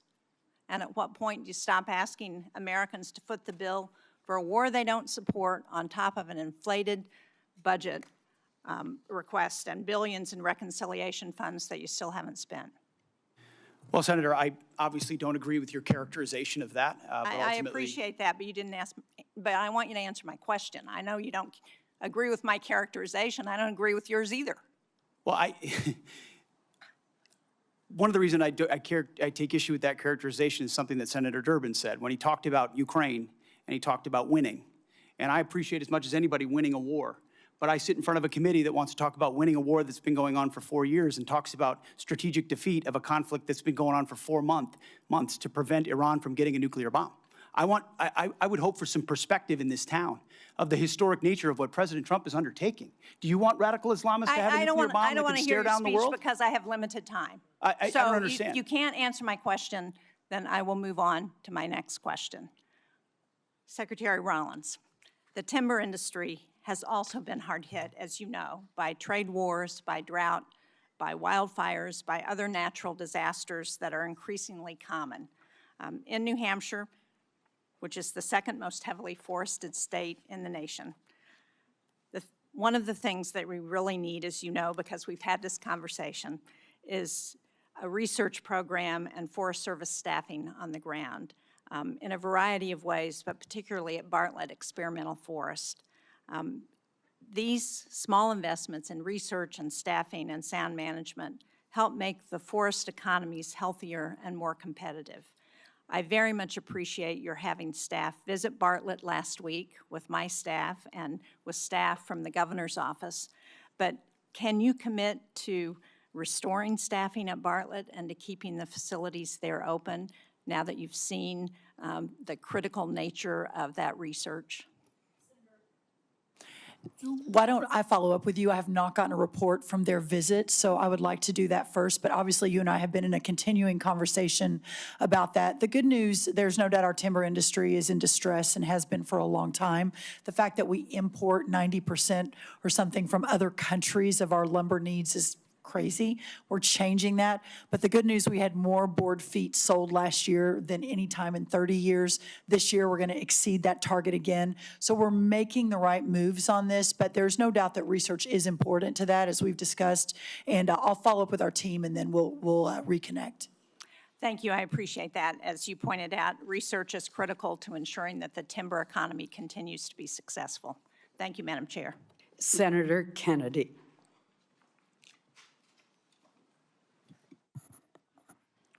Thank you, Madam Chair. Thank you all for being here today.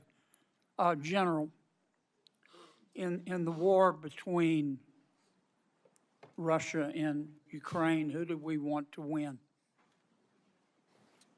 Sir, I want Ukraine to win. Is Russia America's friend? I'm sorry, sir, I couldn't quite hear your question. Is Russia America's friend? I think that depends on your definition of friend. I think it's a complicated relationship. But no, I don't think they're our friends. Thank you. If we could cut off Russia's cash flow, which depends substantially on its sale of oil, would that help Ukraine win? So I think militarily, anytime you can restrict resources and cash flows against an adversary, General, I have a good so thing. much respect for you. Yes, sir. But I have so little time. Yes, sir. I'll try to be Just briefer. Give me succinct answers. Yes, sir. It would assist a. Would help, wouldn't Yes, sir. Yes, sir. Okay. If we could stop people, entities, and countries from buying Russia's oil, that would help cut off its cash flow, wouldn't it? Yes, sir. We have a bill to do that, as I'm sure you're aware. We have the votes today to pass it overwhelmingly. I also have enormous respect and admiration for our majority leader, Senator Thune. But I hope everybody on this panel will today contact Senator Thune and ask him to bring that bill to the floor. We should vote on it at a minimum of next week. Some of my colleagues, General, want America to just stop in Iran. In the blockade, bring all of our warriors home. What would be the consequences of that, in your estimation? Sir, I think termination criteria is always a political decision. However, I assess that Iran will continue to be a challenge moving forward, so we have to be thoughtful Will about they that. put tolls on the strait? I don't know, sir. That's a decision that's a hypothetical and will depend on what happens It's not in the future. hypothetical. We got a blockade to stop them. We do, sir. That's General, putting I want you economic to look me pressure in on the eye. Iran. I'm not asking you for, I'm not trying to get you in trouble. I know your advice to the president is private, but this is serious as 4 heart attacks and a stroke. Now, what happens if we come home and end the blockade to the world? Sir, Iran has the potential to continue to be a threat, and we will need to prepare military Will they options to toll do the that. strait? Sir, that's a hypothetical question, and I don't know the answer to that. Oh, it's not hypothetical. We come home, it's not going to be hypothetical. You know that, General, and I do too. And I appreciate your discretion, but we're down to it. We need some hard answers and some straight talk. What'll happen, Pete? Senator, I would agree with the chairman, but the likely outcome is they would try to impose their will on the waterways in ways that the world would not like. Call it a toll, call it a fee, call it an exchange, call it control. They would do something that they would try to hold it at issue. Yes, sir. Would they try to commence development again of a nuclear warhead? Part of the reason President Trump had to have the courage to do what he did after Midnight Hammer is that they didn't give up their ambitions even though their nuclear sites had been obliterated. So this is a regime hell-bent on nuclear ambitions, and Guys, President Trump's been willing to go after them. We need straight answers. Do we have the ability to destroy whatever is underneath Pickaxe Mountain? Senator, a lot of our capabilities are classified, but if anybody in the world can reach anything on God's green earth, it's the United States military, the most powerful military in the world. It's all about options and trade-offs. All right. I'm going to take a little extra time because others got it, Madam Chair. I won't abuse it. Secretary, are shrimpers farmers? Absolutely, yes. There are farmers of the sea. Are oyster harvesters farmers? Yes. In this USDA, yes. Are they having to compete with other countries who grow oysters and shrimp in a ditch and shoot them full of antibiotics? 100% yes. And if you eat too much of that foreign shrimp and oysters, you'll grow an extra ear, won't you? I'm not sure about that, but I know it is not good. And I also know we import 90% of our shrimp. Why aren't we inspecting the shrimp and the oysters from abroad? Well, it goes much larger than that. Why are we importing so much from abroad, which goes to the president's trade agenda? I'm in big trouble. Yes, you are. Guys, look, we need straight answers now. We're down to it. Senator Merkley. Thank you, Madam Chair and Secretary Rollins. I appreciate your partnership on addressing several issues in Oregon, and I sent you information about a couple others, and you responded. Appreciate it. We'll follow up on the research service. We'll follow up on the concern about in-kind contributions serving as a match. But I particularly need your help on the fire funding. And I know you've indicated how important that is. Where we stand now is that the Senate seems hamstrung, that they're seeking to have OMB give them a number on that. Various sources say the number is probably about $5 billion. I don't really care if it's 4.5 or 5 or 5.5. The point is that folks here, senators, are asking for a number from OMB in order to go forward. And when we're looking at the fires right now, in my home state's the epicenter of the highest risk in the country. So can we get your help to get that number and move this process? Yes, absolutely. It is of paramount importance, especially in the middle of fire season right now. Thank you so much. Thank you. And Chairman Caine, I think there was a sense that the President expressed at the start of the war that the U.S. military power was overwhelming and would likely produce unconditional surrender quickly by Iran. And that obviously hasn't happened. Was it your opinion as well? Did you feel like our military force could produce an unconditional surrender in quick order? Sir, I won't, with due respect, I won't share my private advice to the President. What I will assure you and the American people is I always speak truth to power and offer an accurate assessment of what my assessment is of both our readiness, the plans and activities that might be undertaken, the associated risks, and the secondary and tertiary considerations that go with those opinions or options. Thank you. So you feel like the various risks that the Iran could possibly close the strait, despite the destruction of their navy, that the possibility of assassinating their political leaders and their military leaders could produce a strengthened hardline and weaken the reformers, that Iran would have the ability to sustain its ability to attack sites throughout the Middle East, that the initial requirements of the war could surely deplete our basically high-end standoff munitions, that this could affect our relations with our allies. All those were factors well considered in this decision to go to war. Sir, as I said, I won't opine on or share my private advice to the Yeah, president. I'm not asking about your vice president. I'm asking you, did you understand these issues, or have these become revelations as the war's unfolded? Sir, my job is to understand all of the considerations that go into the carefully considered use of military power. Let me ask you this then. Yes, sir. I understand why you don't want to respond, but these are all massive risks that seem to be poorly weighed in the beginning of this misadventure. Currently, there are reports that we have hit the Bonji desalination plant that provides water to about 20 villages or about 10,000 people, and we also damaged the desalination plant at Ketchum Island. Were these deliberate targets by the United States?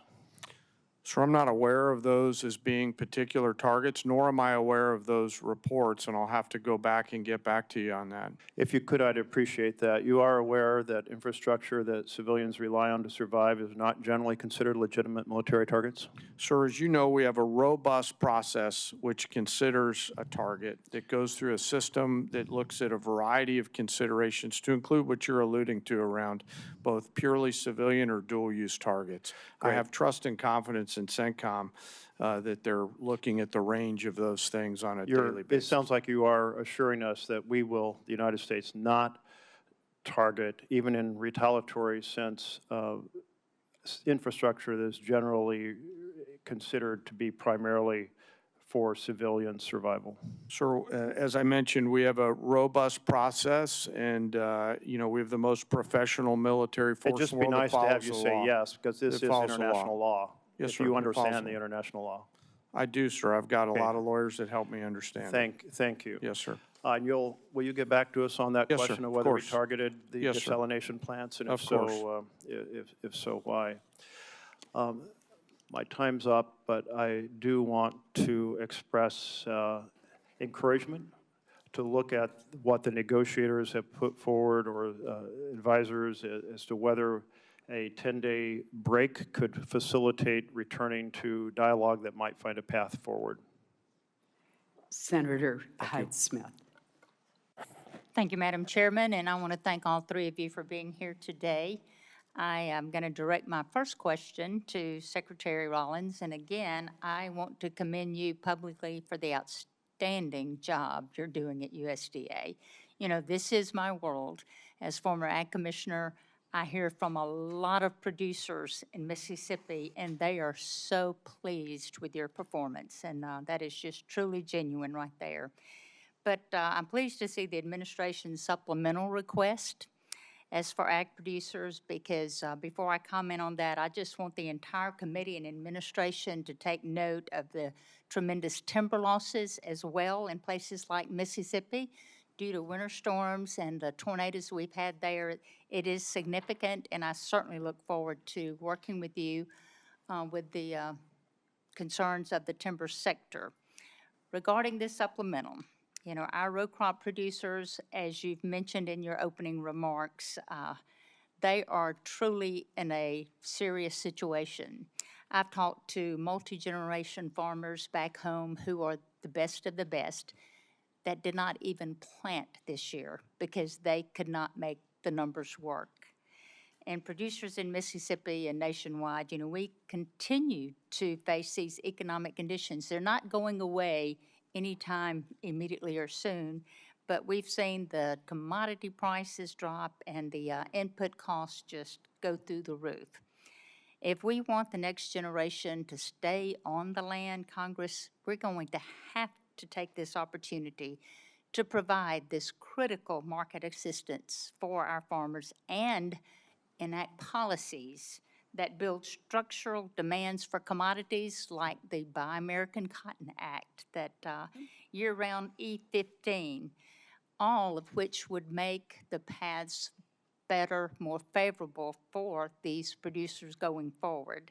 But I appreciate the administration's effort to this date, including the Farmer Bridge Assistance Program that was so valuable, implementation of the updated Farm Safety Net with Working Families Tax Cut Act, and now the supplemental request before Congress. But will you speak to why it's critical for Congress to act swiftly to pass this supplemental and the need for us to pass legislation that drives the demand for farmers' products?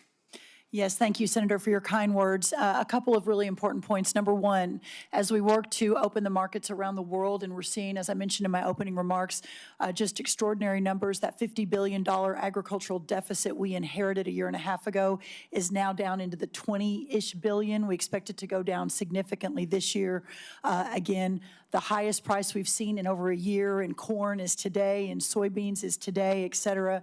Your point, Senator, about opening up the domestic markets is really important, whether that's E15, renewable fuel standards. Obviously, the RVOs came out, which is a reason for the drive up in some of our row crop prices in the last month, which is really important.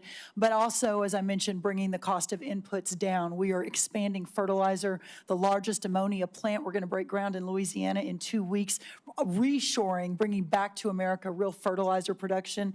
And then also the long term, we got to figure out how we are doing these supplementals and these bridge payments, which we have to do for these farmers to survive. But what we're seeing is just survival, and we're seeing a lot of the input companies, equipment, seed, fertilizer, make record profit. So we've got to be able to dig into that as well. But as of today, ensuring that we can keep these farmers farming while we're opening the markets, while we're bringing down the cost of inputs, is paramount for a secure America, and that's why this is so important today.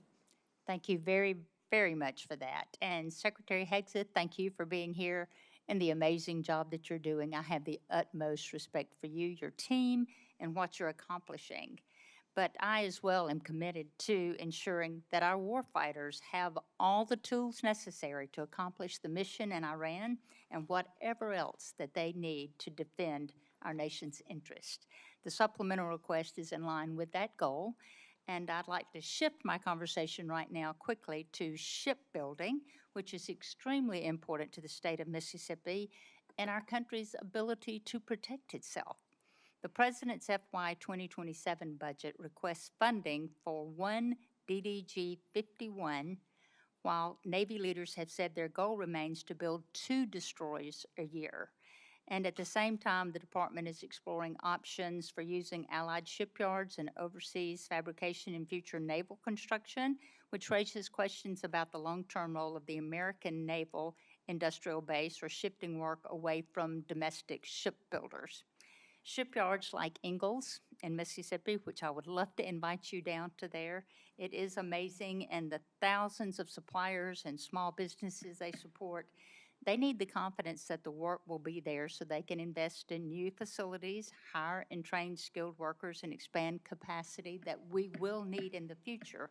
Will you help or talk to us about the department's short and long-term shipbuilding plan and how it gives industry the confidence to invest?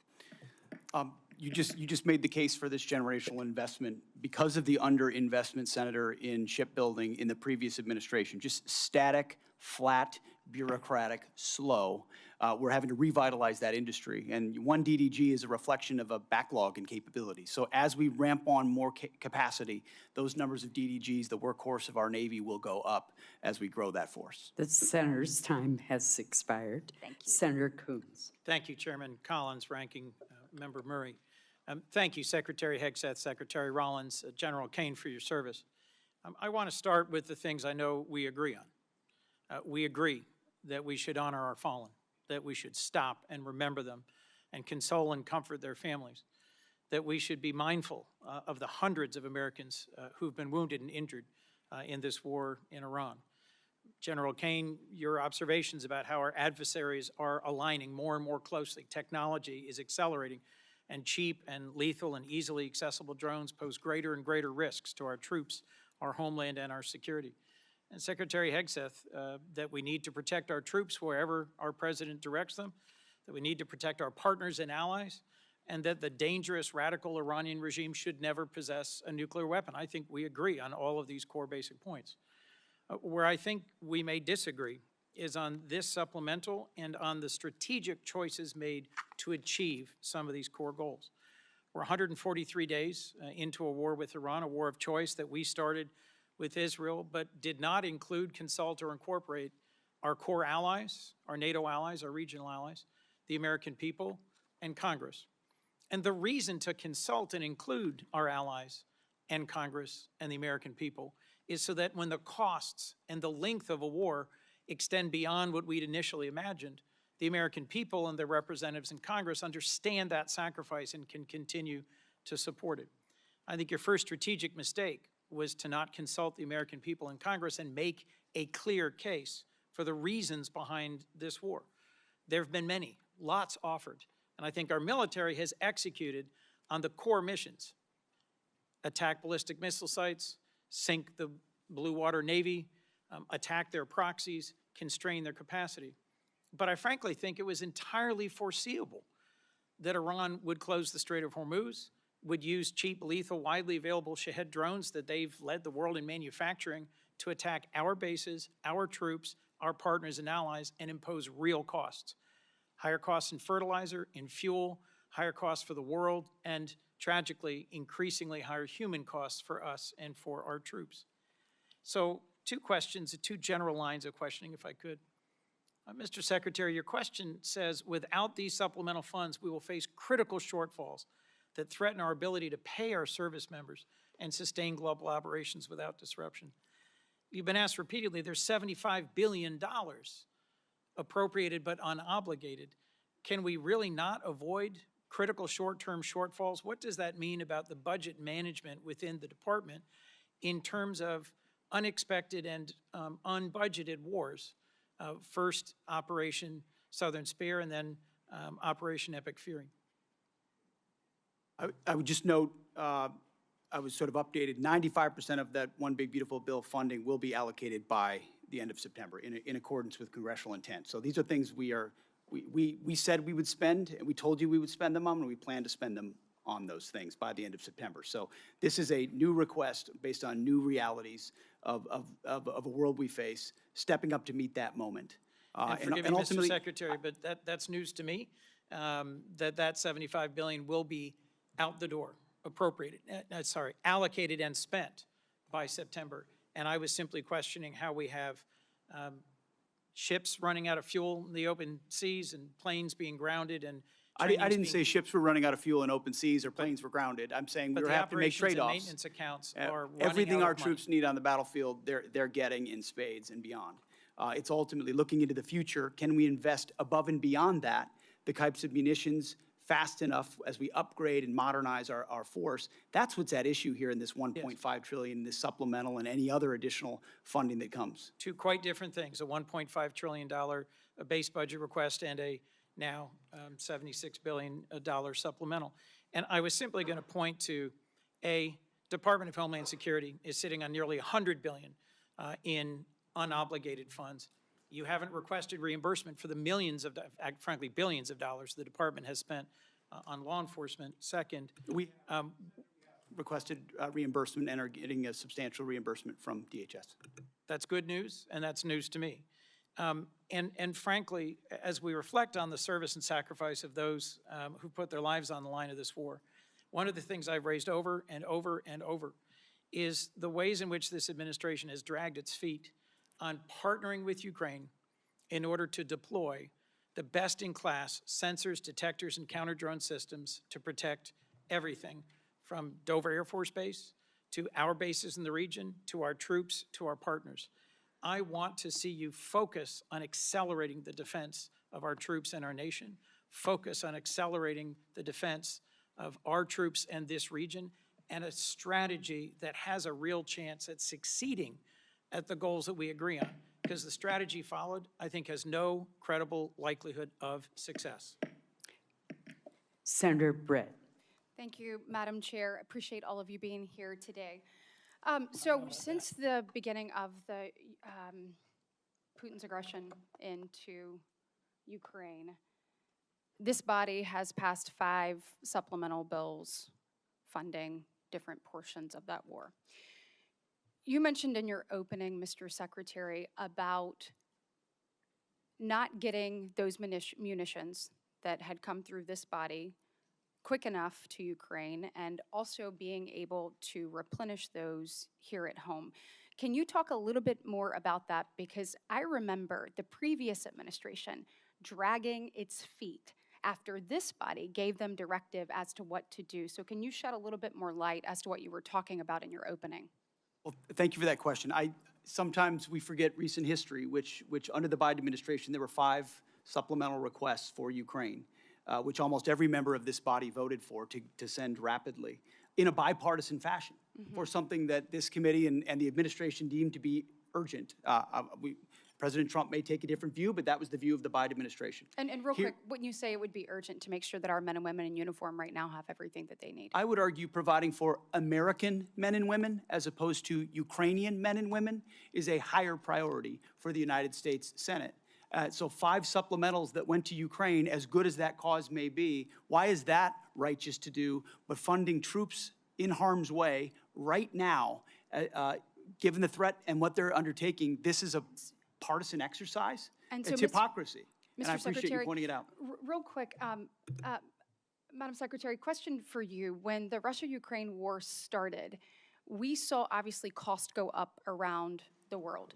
In particular, in that region, we know that the supplying of fertilizer, was tremendous. We also know Ukraine was top 5 when it came to wheat and corn and other things that we utilize, across the globe. It's my recollection that fertilizer went up about 55%. Obviously, if we were able to create stability there in the region and have peace, it would follow that then prices would likely go down over time within the agriculture world as well. Is that fair?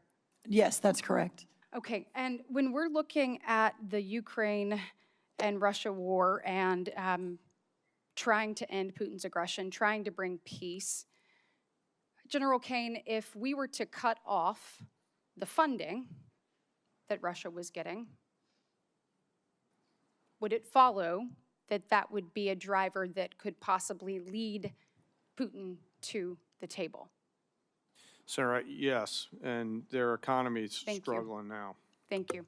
And we also know, I saw reports this weekend, that it is said that possibly Russia and China, which I know you can't comment on right now, but are actually helping Iran, whether it is targeting our troops, funding, and other mechanisms. So a thing that we could all agree that ending that would be helpful. I want to just echo Senator Kennedy's comments that I think the sooner we can get this bill on the floor and passed, it'd be huge with regards to Russian sanctions. Also want to just talk briefly about the dysfunction of this body. So my question is for you, Mr. Secretary, and you, General Caine. I would have to think that our adversaries, and I believe that we need to fully fund our military, making sure that our warfighter is the best ready, trained, and equipped across the planet. I think we have an obligation and a duty to not only meet the needs of the moment, but to also look at what's to come and be preparing for that. You talked about an insurance policy. You talk about what we need to do. Then now is the time to do those things. But I would have to think that the dysfunction of this body, whether it's the full shutdown, a partial shutdown, not being able to pass NDAA, not being able to pass FISA, I would have to think that our adversaries look at that, and it gives them a little bit more credence as to what they're doing abroad. Can either one of you comment on that? Thank you, Senator. That's why I have said, and I will continue to say, that the inability to properly fund this department, the Department of War, is probably the single greatest threat our nation faces. Whether or not we will make a generational investment in not just winning the wars currently, but deterring the wars of the future, given the step change in technology of this moment and the underfunding of the previous administration. You didn't mention continuing resolutions, which is a whole nother way our department has foolishly budgeted. So I appreciate you highlighting that. It's very true. Yeah, and General Caine, question for you. Obviously, a shutdown is a terrible thing for the Department of War and the men and women that you oversee, but I would assume that a CR is not much better. Can you comment on the effects of that? Ma'am, the department's done a lot of work to bind together founders, funders, and fighters as we look to the challenges that we face in the future, and a CR would hurt badly the effort to properly arm the joint force. I hope we can work together to do the right thing. Thanks. The people are depending on it. Senator Schatz. Thank you, Chair. Thank you, Secretaries and General, for being here. I want to start by paying my respects to First Lieutenant Tyler Feehan of Eva Beach, Hawaii, who was among those killed in Jordan this weekend while serving our country.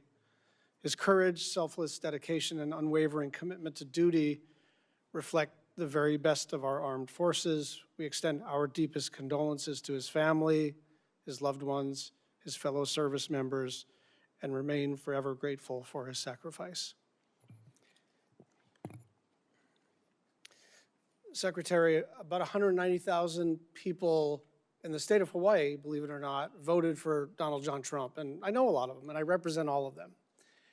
And one of the reasons that they were enthusiastic about Donald Trump, and you, Mr. Secretary, was they thought that we were going to have a new foreign policy.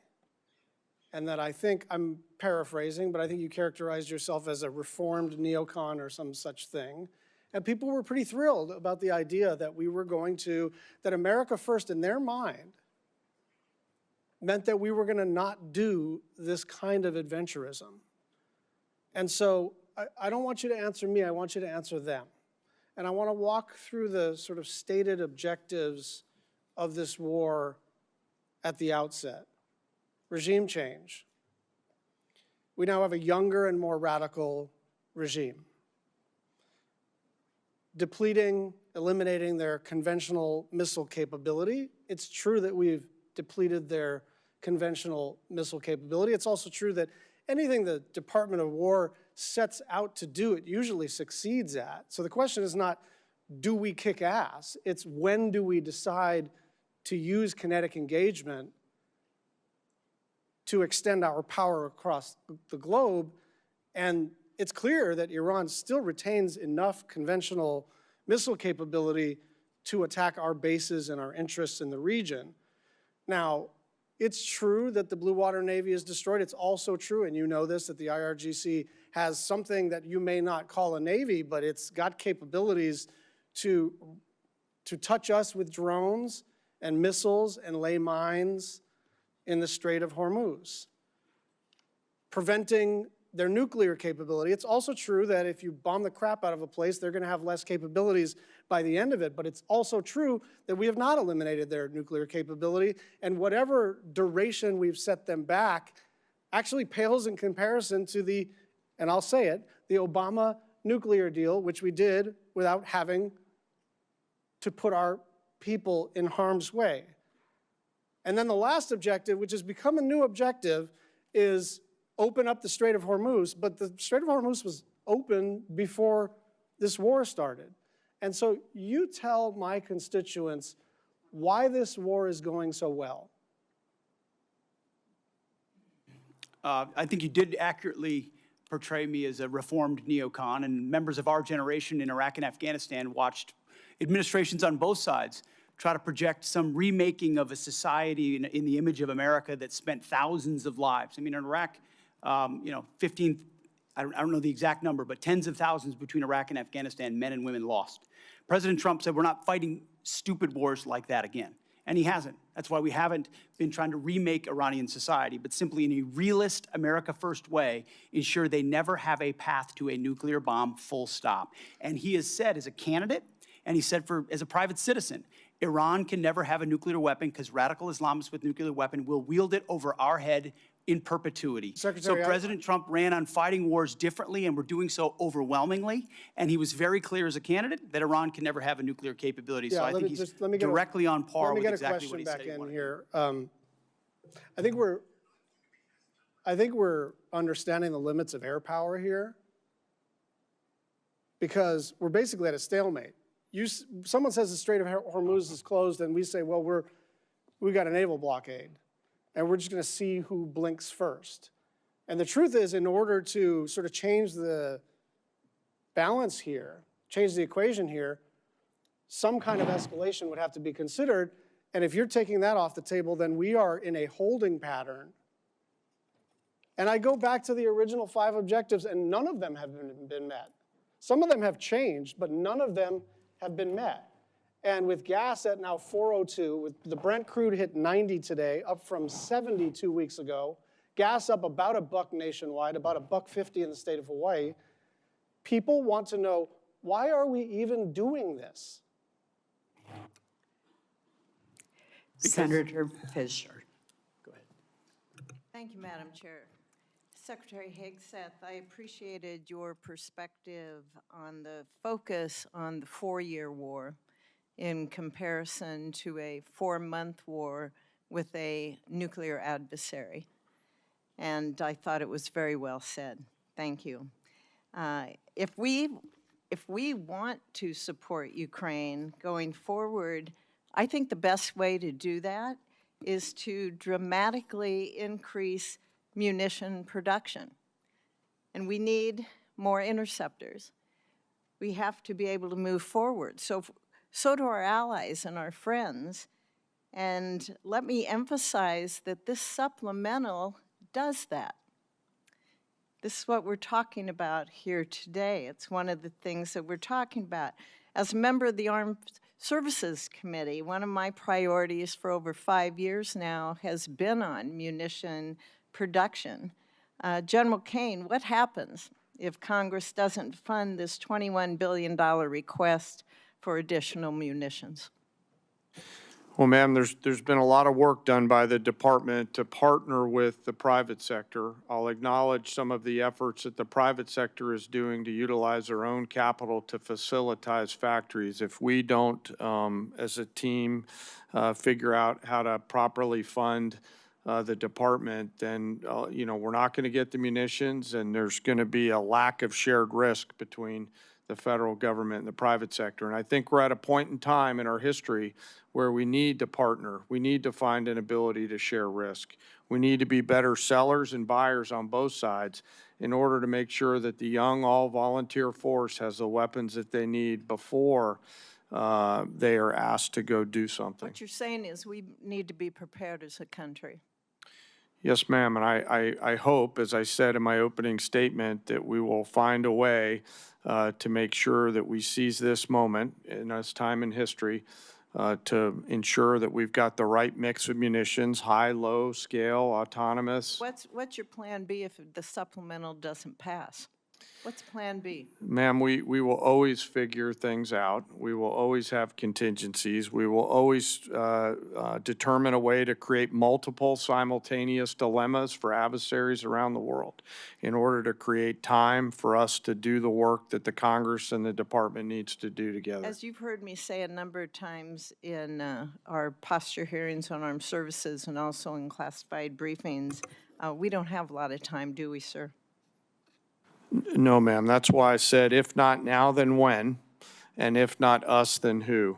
And I truly believe we're at one of those moments in history where we have a choice to make, just given what I see on the next couple ridge lines.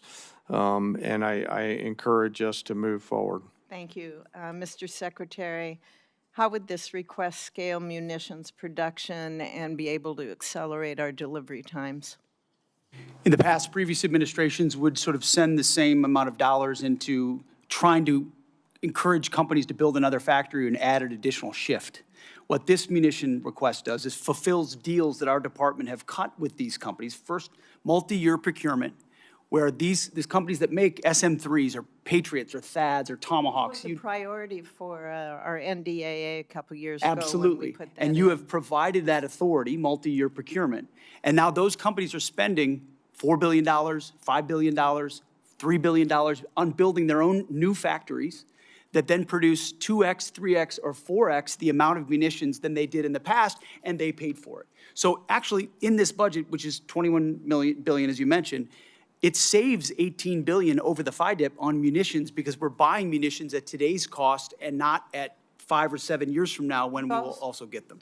I hate to interrupt, but we're running out of time. We also have the request includes $4.1 billion for our space-based capabilities, and that includes the AMTI and our space data network capabilities. And these really underpin the long-range kill chains and allow our warfighters to detect and also then to track the airborne threats. So, Mr. Secretary, what's the risk to the joint force if we delay these programs until FY28 or beyond? Senator, not being able to see, not being able to sense before an adversary is able to engage one of our capabilities, and which means falling behind in the domain of space, which means falling behind at every other domain. Great, thank you. And General Caine, do you have anything to add on that about why Congress can't wait? I think you make such an excellent case on that. No, ma'am, I'll stick with the words that I offered. Secretary Rollins, thank you for your focus on year-round sale of E-15, for taking care of the horrible disasters we've had in Nebraska. We appreciate you coming out. And I have a couple things more, of course, that I want to bring to your attention, but thank you very much. Thank you, Madam Chair. Senator Van Hollen. Thank you, Madam Chair. Secretary Rollins, the Beltsville Agricultural Research Center in Maryland is one of the crown jewels of agricultural research in the United States. And my question is simple. Can we find some time to get together in the coming weeks to discuss the situation there? Absolutely, yes. Thank you, Madam Secretary. Yes. Let me turn to the Iran war. We recently lost 3 American heroes. That brings the death toll for American soldiers to 18. 1 is still missing. Hundreds have been injured. That's on top of the civilian death toll throughout the region that now stands at several thousand, including the over 150 people killed in the bombing of an elementary school in Minab in Iran. Meanwhile, the Strait of Hormuz is closed. Gas prices today in the United States again spiked above $4 a gallon. And that will also continue to push up costs for groceries and other things that families buy. Secretary Hegseth, you said in your opening statement the best way to ensure peace is to prepare for war, and I agree with you about deterrence. I would also submit that the best way to ensure peace is not to start wars, because wars are a lot easier to start than they are to end. General Caine, I heard your testimony saying Iran will continue to be a challenge.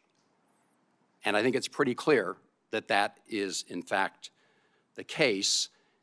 And, General, in order for you to develop a military strategy to accomplish a particular objective, you obviously need to know what those objectives are, right?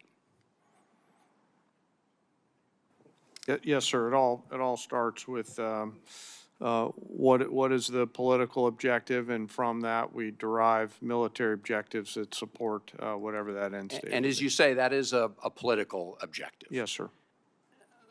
So, Mr. Secretary, you've talked a lot about winning.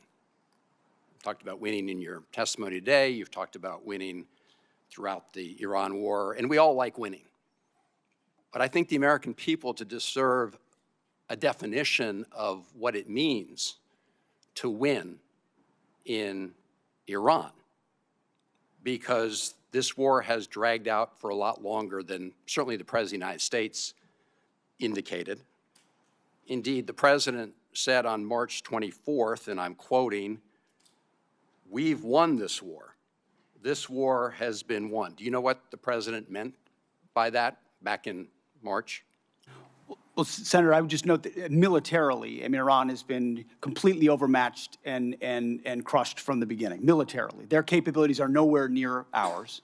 I would take issue with your characterization that we started this war. Iran started this war 47 years ago, and they've killed thousands of Americans, including our brothers on the battlefield in Iraq. Iran has been targeting us for a long time. Mr. Secretary, we didn't start it, they did. Let me just ask you this, since you said that what the President meant by his statement on March 24th, I think that we had sort of defeated Iran militarily. But that is not the entire objective of this war. I don't think there was ever a question about whether the United States, with its superior military, could destroy a lot of Iranian assets, military assets, or other assets. That was never a question. But when most people think of winning the war, they think that that means the war is going to come to an end because we've won.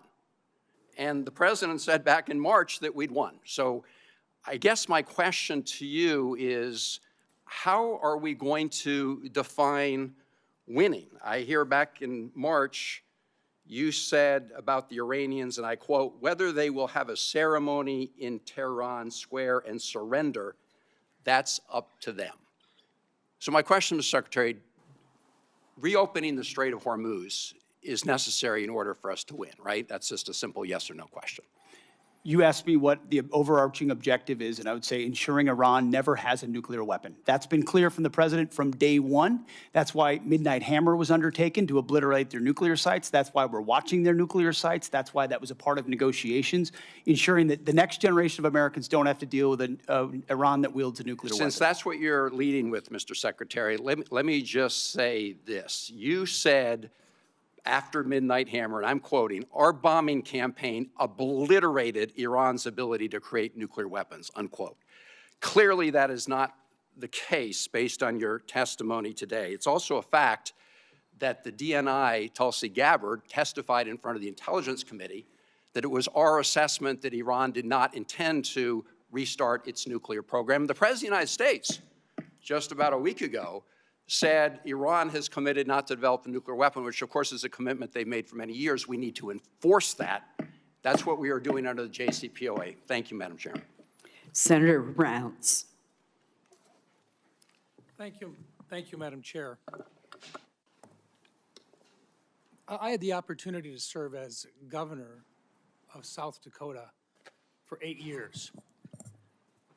During that time, we deployed over 5,000 young men and women into harm's way, National Guard members from South Dakota. I attended their departure ceremonies. I attended their welcome home ceremonies, and I attended 31 funerals. One of the main reasons that I decided to come to Washington was because I never wanted to see young men and women going into harm's way again if they didn't have the best leadership, the best training, and the best equipment possible. Now, this body, the Senate, with regard to the Iranian war, to date, this body has chosen not to impose war power limitations on the president, nor have we pushed for the withdrawal of forces from the theater. I think the decision to take out Iran's nuclear program and their missile production capacity was the right one, and it should have been done a long time ago.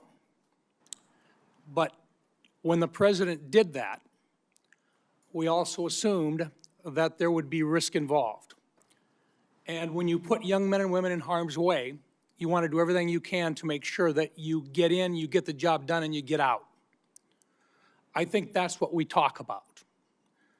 Now today, it has been since February that we now have the Iranians that are shooting back. We haven't finished the job.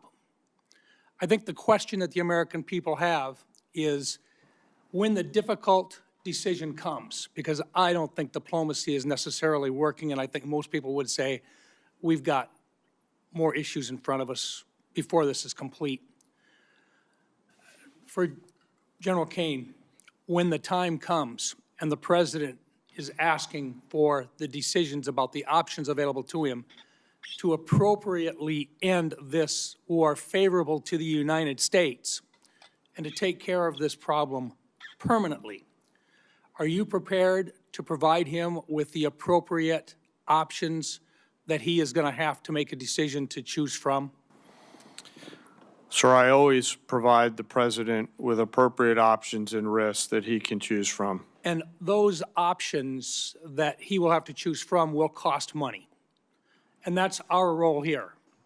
Because if we don't do it right, young men and women die. Yes. My question to you, sir, is this. You've offered a supplemental request, and I recognize that it's part of a $1.5 trillion overall.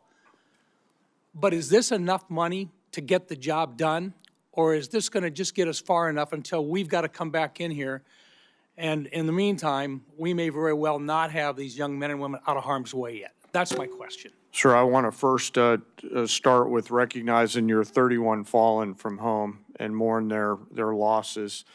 We carefully consider the use of military force every single day. And the most important thing that I do is make sure that the president and the other leaders understand the risks and carefully consider the Dover test, a place you've been many times. And that is, are we willing to go to Dover, as we will tomorrow, to bring back the fallen? I can't answer the question on what it will cost because the enemy has a vote.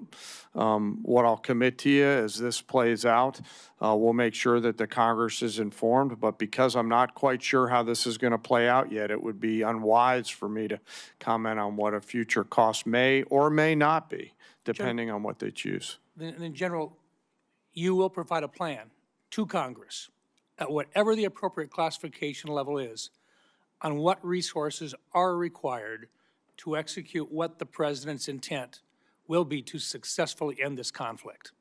Sure, I will always make sure that, as we have, that we're moving data as appropriate to Congress. Yes, sir. Okay. Let me come back in just in terms of follow-up on this a little bit. Some have criticized Operation Epic Fury for expending many of our munition stockpiles. Were our munitions, the inventories of those munitions, and the capacity of our munitions industrial base sufficient for great power competition with near-peer adversaries like China prior to Operation Epic Fury? Secretary Hegseth? Senator, as I laid out, because of the previous administration, funding shortfalls, munitions transferred to Ukraine and not replaced, and then ignoring threats, it built a lot of risk that requires this kind of investment. So you'd look at the $67 billion alongside the remainder for 1.5. That's the kind of generational investment that not just matches peer adversaries, but far surpasses them, which I think is your expectation, having been to those ceremonies, which is mine, having been to them and going to them, is that we give everything possible to the warfighter that they deserve. Senator Heinrich. Thank you, Madam Chair. Thank you. Thank you, Madam Chair. General Caine, our military is the best in the world, and so I don't think any of us should be surprised with the technical execution of its attacks on the Iranian regime's forces. They've been flawless. What I don't want us to confuse is flawless technical execution with long-term strategic success. And I think one objective that is relatively modest, because it puts us back to where we were when we started this, but nonetheless is incredibly important as a critical objective, is that I want to see the strait open again, and I want to see it open where shippers can transit that strait without being extorted by Iran. And I would love to see that before our commercial and other oil reserves are exhausted because of the impacts that that will then have on the pocketbooks of American families. Is that a reasonable objective, and is it one that you share? Sir, I'll defer on the military objectives to the political leaders who set them. What I can tell you is U.S. Central Command is working hard to ensure that Iran cannot terrorize the southern flank down there, and they're doing so every single day and night. And you and the rest of the Senate would be proud of the actions and activities for the forces that are down there. The character of war is changing, though, like I said in my opening statement. And so there's a variety of mixed munitions that are down there coming at the commercial traffic.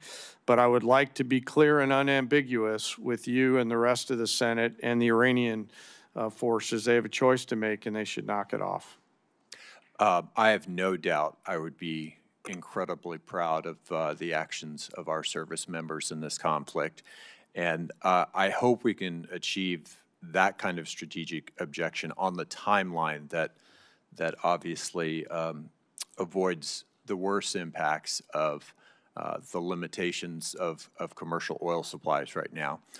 Secretary Rollins, I want to shift gears. One of the things that you mentioned in your opening statement that we appear to agree on is that there is simply too much consolidation in a number of agricultural sectors. You mentioned fertilizer and seeds, but in particular, I want to talk about the meatpacking industry because in a previous Trump administration bailout, about $90 million went to the corrupt Brazilian meatpacker JBS.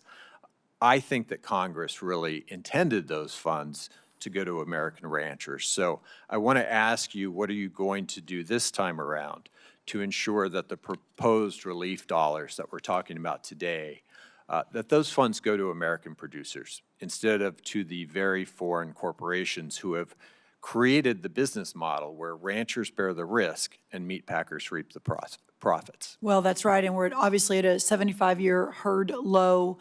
There are a lot of reasons for that, but working to solve for that.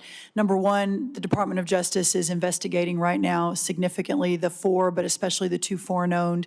Number two, USDA is investing significant funds in deconsolidating packing and supporting mid-size and smaller packers around the country. I know that wasn't your question, but just to answer the bigger question, which is a really important one. But from my perspective, what the Trump USDA 2.0 has been hyper-focused on small and mid-sized farmers and ranchers. We have worked really hard on the $40 billion that has already moved through to make sure that that goes to where it is intended, which is not multinational foreign agricultural corporations. I very much support the efforts of the Department of Justice. I think there is a very important antitrust case to be made here. At the same time, I've watched as your department has rescinded 3 important rules that were put in place to protect farmers and ranchers from unfair practices by the large meat packers. Those rules were supported by the American Farm Bureau and the National Farmers Union. Explain that discrepancy to me. Which rules? I'm not tracking. The inclusive competition and market integrity rule, the transparency in poultry grower contracting and tournaments rule, and the poultry grower payment systems and capital improvement systems rules. The packers and stockyards, I think is what you're talking about. So we are executing an additional review on that. I think that the point is very well made, that sometimes that inures to the benefit of the larger corporations. As I have begun to make a larger case and a more vigorous case in the importance of deconsolidation, we'll be taking a second look at that. And I would love your input. And I would very much support deconsolidation. Thank you. Senator Houston. Thank you, Chair Collins. Thank you all for being here today. In my brief time in the Senate, I've learned that we're really good at embracing our oversight role, but oftentimes there are many people who don't want to do their jobs in terms of funding the government on time and actually doing the work that we're supposed to do as appropriators. And I'm not for blank checks. I believe everybody should be accountable, but I also believe we should do our job. And now we have a supplemental funding request that we're discussing today. We're waiting on getting an NDAA done. Despite the chair's best efforts to facilitate forward an appropriations process, there's question of whether that will get done on time in September. And my question, start with you, Secretary Hegseth, just to talk a little bit about what the consequences of failure, what this really means to not do this on time. Because I've talked to defense contractors. I as a former executive, a member of an executive branch, I know that the legislative branch often thinks, well, no matter when we get this done, we just wave a magic wand, we pass the bill, and it all magically happens. But that's not how it happens. It takes time for people to get paid. They can't plan. They can't staff up. They can't order the equipment. They can't do any of these things unless they know that the money is actually coming. So what are the consequences of not just doing this, but doing it on time in a timely manner? Senator, thank you. I think the consequences of dysfunction in funding this department put at risk I think a first time in 25, 30-year reform effort to change how we do business as a department.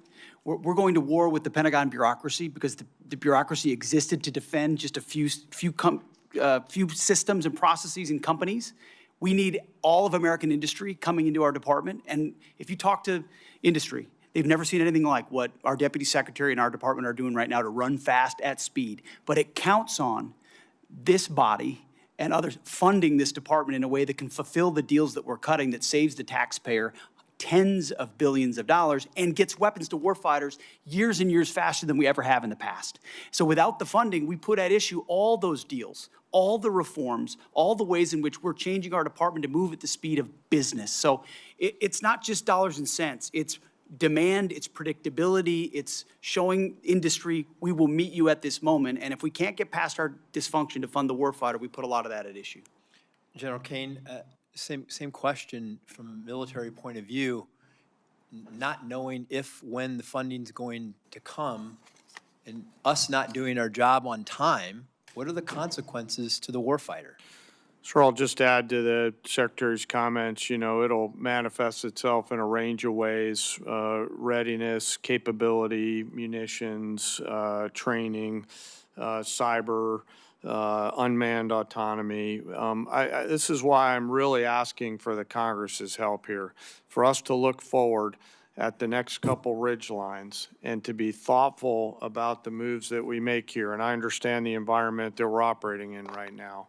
But whatever structure the legislature and the executive branch determine, we need predictable capital, my investor hat on from my previous life, so that we can go out and procure the capabilities that we need before we need them. And those things are changing. You know, the advancement of small drones and things like that, we're going to have to make sure that we stay very close with the Congress so that as technology develops at a speed that we haven't seen before, that we're staying very close and partnering with the Congress to enable us to adaptively use that capital with the appropriators' buy-in so that we're arming the force properly. Well, I can tell you in interacting with the people who are that want to build these new generation of weapon systems, because I think you would agree that we've learned a lot from Ukraine. We've learned a lot from this conflict about how we were underprepared from the standpoint and from a defense standpoint, and that we have to continue to modernize our system, the weapon systems. I think it's very important that we not only do our job, but we do it on time, because you cannot run a Department of Defense, run businesses who are supplying these things without knowing if you're actually going to get funded. Because the whole supply chain, the workforce, everything gets held up when we don't get our jobs done on time. So, yes, sir. I used to work in the private sector for a company that was headquartered in Piqua, Ohio. And those leaders told me, your entire job, Dan Caine, is to deliver quality parts, or in this case, weapons, on time with shorter lead times and lower costs. And part of why I'm so passionate about this is because I see how this capital, if the Congress chooses to give it to us, will manifest itself in real combat capability, lethality, and survivability for our joint force.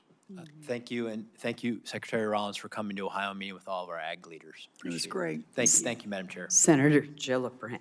Thank you, Madam Chairwoman. Secretary Hegseth, you're requesting billions of dollars in supplemental funding for a war that you said would last for weeks, and that the president has no plan or ability to end. At the same time, this still unauthorized and extremely unpopular war has caused gas, diesel, fertilizer, and other essentials that New Yorkers and our farmers need across the country, and has become much more expensive. So how do I go back to New York, and what would you say to them who are seeing their health care bills rise because massive cuts to Medicaid? They've seen their grocery and gas bills rise, and this unpopular and unauthorized war abroad is a higher priority to this administration than their ability to feed their families and provide health care to their loved ones who are sick.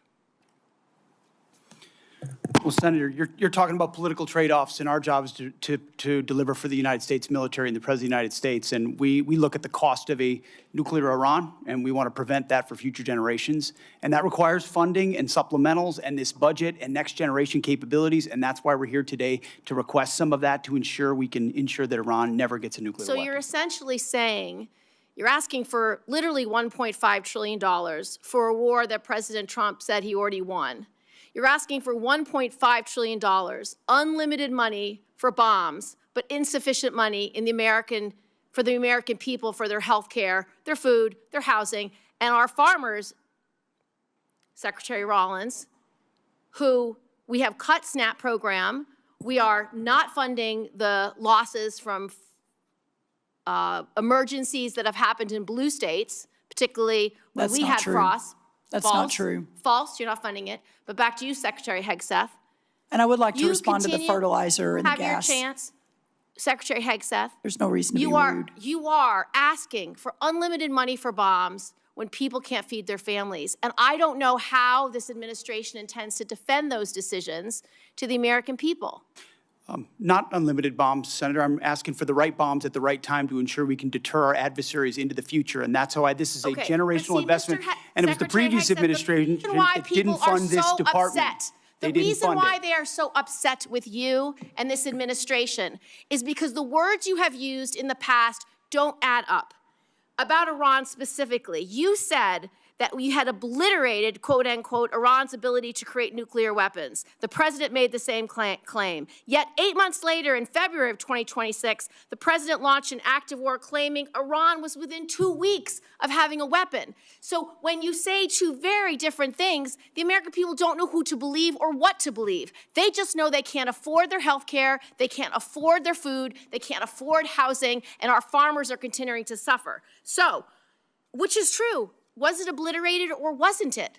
What's the status?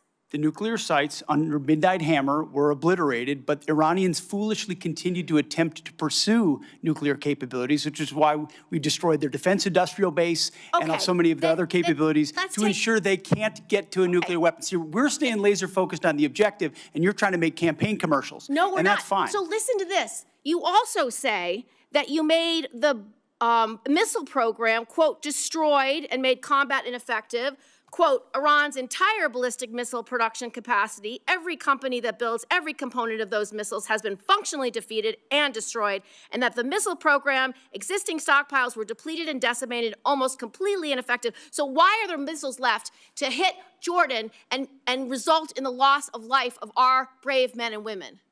As we stated from the beginning, the Iranian defense industrial base is effectively gone. But they do have underground facilities because they're the world's leading state sponsor of terrorism, and they've spent 47 years trying to hide their missiles under mountains, just like their nuclear capabilities, because they would like to get a nuclear weapon to wield it against us. Of the war to believe, because it's either over or it's not over. It's within 2 weeks or it's not 2 weeks. We have no missiles or we have missiles, and that consternation is why so many New Yorkers are perplexed, stressed out, and find this war to be incredibly unpopular because they don't understand the choices that the president's making. They don't agree with those choices. Secretary Rollins, so you have cut over 160,000 New Yorkers have been kicked off SNAP. What do you have against hardworking New Yorkers, children who need SNAP, and seniors who need SNAP? Well, first of all, diesel is down under Biden versus today, 581 versus 480. Gas is down from Biden today from 484 to 386 today. Fertilizer is down 56% from Biden highs.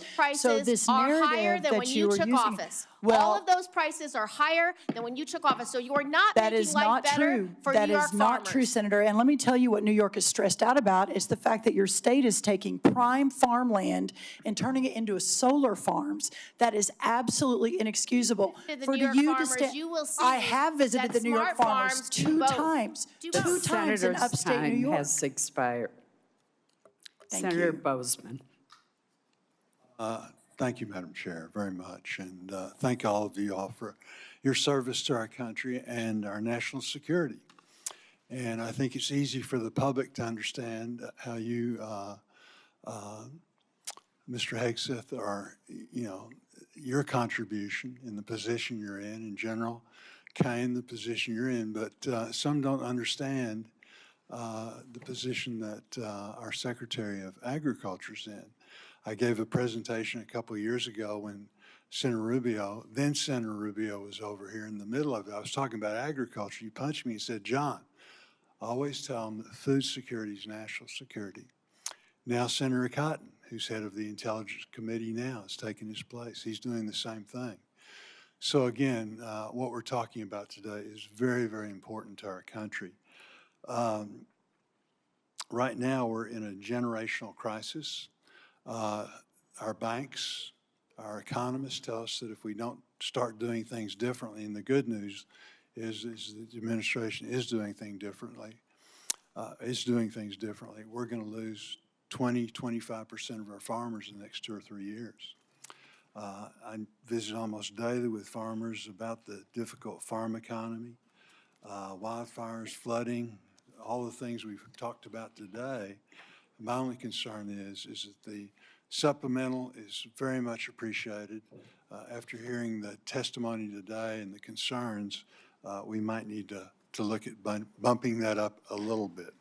But again, we'll discuss that later. The supplemental, though, the supplemental assistance is important in keeping our farmers going, but it's not the answer.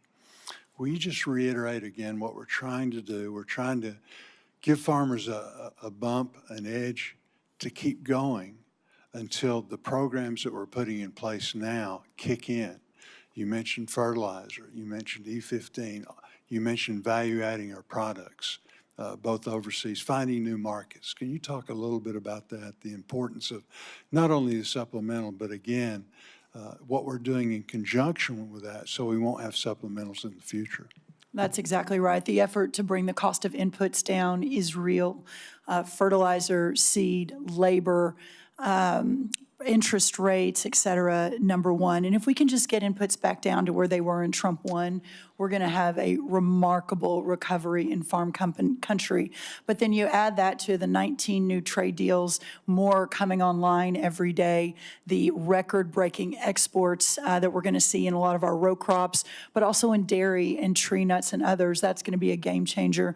Then you look at expanding the domestic market, as you talk about, whether E15, obviously all of the biofuels. We've already seen corn and wheat hit record highs, or the highest number for the year, after announcing the new renewable fuel standard. So we're seeing some pretty incredible movement in the right direction. Then you marry that to all of your work under the Working Families Tax Cut Act, the new reference prices that under the last administration couldn't get a farm bill. You all did that with the president's leadership. The first time we're going to increase reference prices in more than a decade, combined with a $250 billion investment in rural America, the largest investment in rural America in American history. This Congress did that with the White House's leadership. All of that together is going to change the trajectory for the long term of farming and ranching in America. But to get to that point, that's why this supplemental is so very, very important. Madam Secretary, I have a letter from Farm Bureau that I want to put into the record that just outlines requesting relief to sustain America's farmers and ranchers. Secretary Hegseth, General Caine,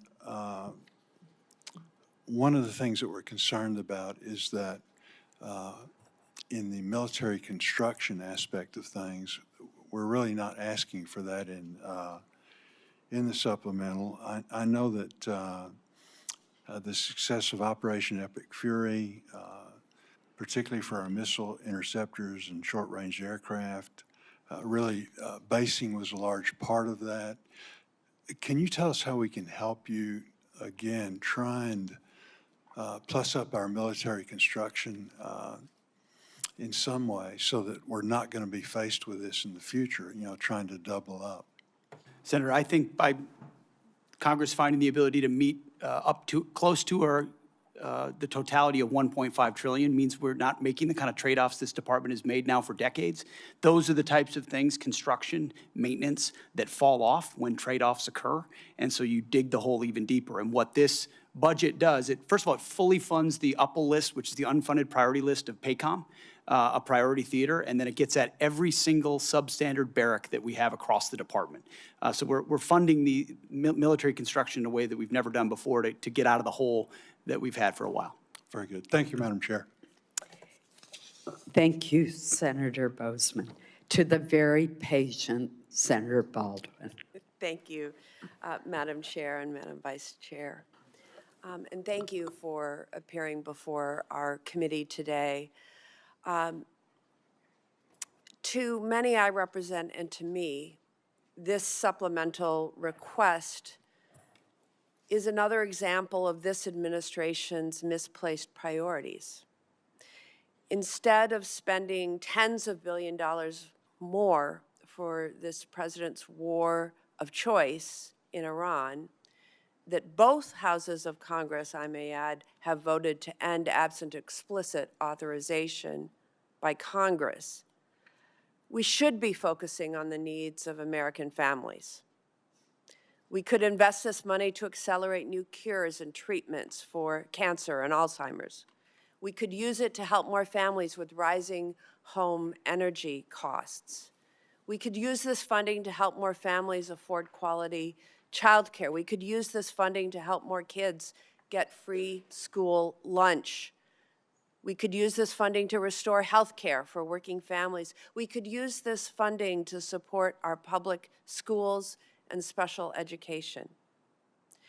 This is a war of choice, and every dollar spent on this war is a dollar not spent helping families afford housing, health care, groceries, childcare at home, investing in the opportunities for the American people.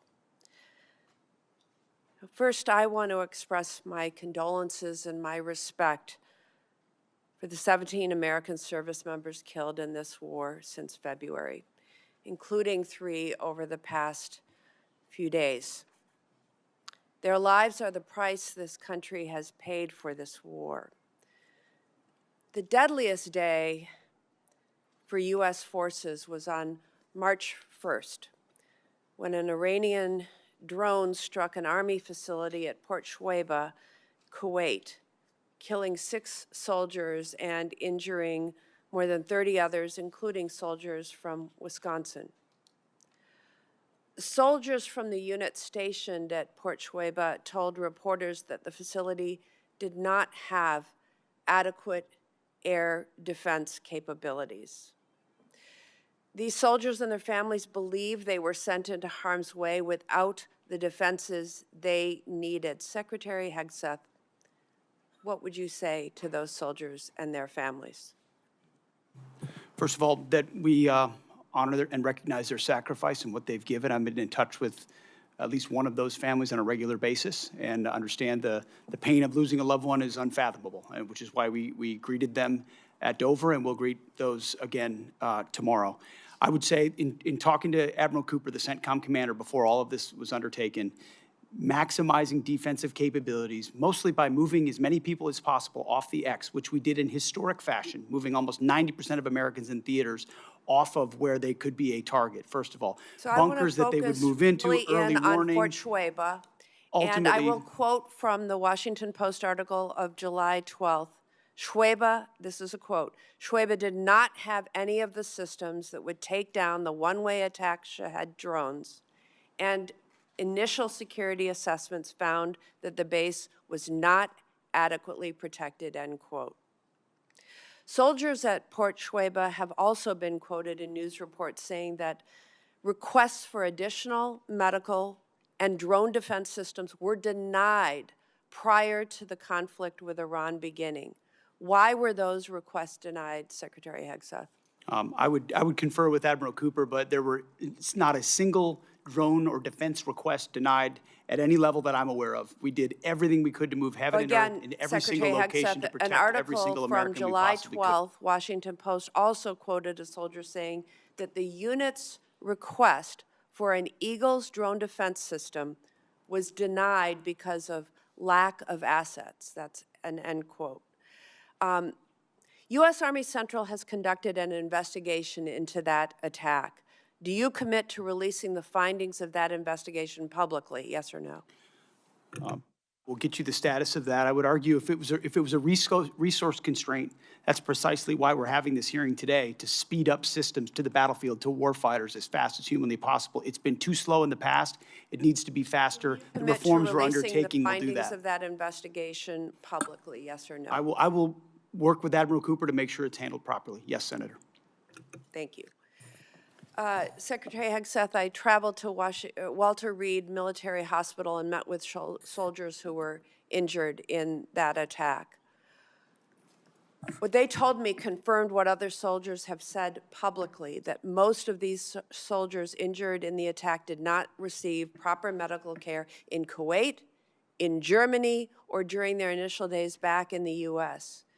The U.S. military has been fighting wars in the Middle East for 25 years. Why was proper medical care not immediately available to these injured soldiers, and why were they not immediately screened for traumatic brain injuries? I'm not taking issue with the characterization of individual soldiers, but I would argue that every effort was made to provide every level of medical care possible, understanding how CENTCOM The operates. senator's time has expired, and there is a vote on. Senator Capito. Thank you, Madam Chair. Thank you all for being here. Thank you for your service. I want to begin because the last time that I saw you, Secretary Hegseth and General Caine, was at the Pentagon when you honored Andrew Wolf, who was attacked here in D.C. in November, and then the honor that you have given to Sarah Beckstrom and her family, who lost her life that day as well. I know that you've been in constant contact with Andrew and his family, and you also know that the great faith that they have in the Lord above is what's really brought them to the point where they are now. So let's keep them all in his prayer. I am interested in Senator Baldwin's question because I do have a soldier from West Virginia who is making a very similar complaint. So whatever follow-up we can do, I would like to do that. I'd also like to recognize the three most recent service member that we lost, because we talk about them as service members and soldiers, but I haven't heard them say their name, and they're so young. First Lieutenant Tyler James Freehan, Private Isabella Gonzalez, and Sergeant Michael Swinton. You will be, greeting their families and, unfortunately, their caskets as they come forward tomorrow. So my question is, we've heard a lot about why we shouldn't be voting for this supplemental, or questions as to, is that really necessary, or why? I guess my question, General Caine, is, what's the consequence of not passing this supplemental? Where do you see that hitting us most deeply? Yes, ma'am. It will manifest itself in a few different places. Most significantly, it'll be in military personnel-related matters. We'll figure out how to pay soldiers and sailors, but that would be a strain. Operations and maintenance costs, and then the ability for the department to take some of this capital and wisely invest it in future combat capability and things like AI, UAS, counter-UAS, hypersonics, and space.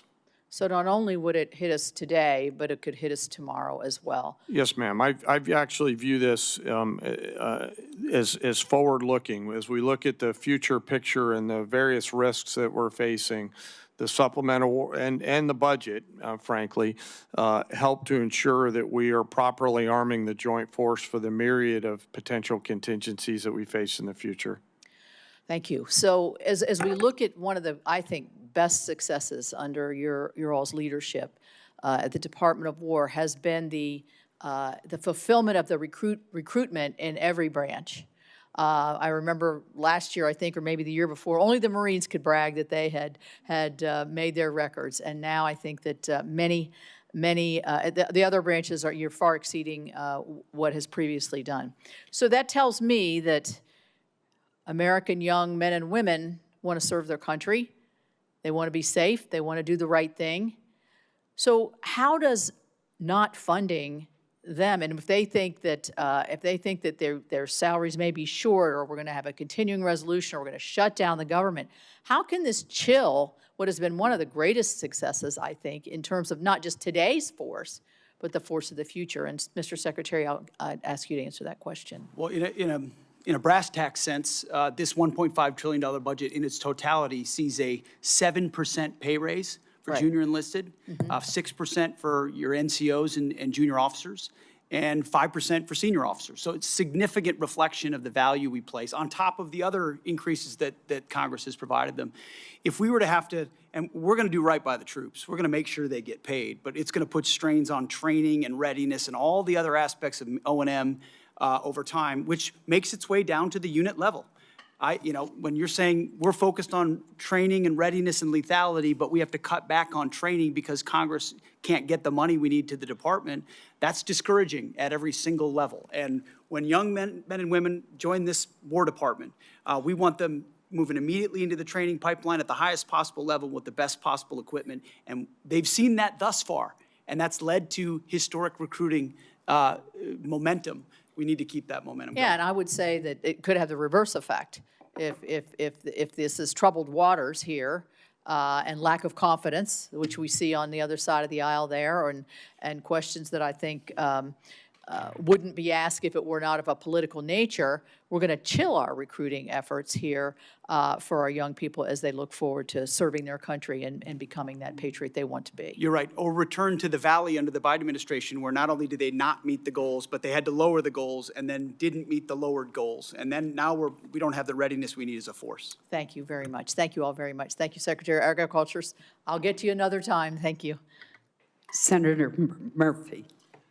Thank you all for being here today. Secretary Hegseth, the American people either didn't want this war from the start or were deeply skeptical of this war because they have seen this country make the same mistake over and over again in wars in the Middle East, and that is to create either unrealistic or open-ended objectives.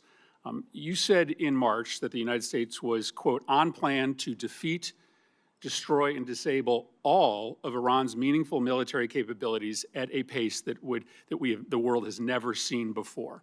Obviously, as we've discussed here today, that objective has not been achieved and is not going to be achieved. Iran is adept, more adept than even at the start of the war, at hiding their capabilities or repairing after damage we have done.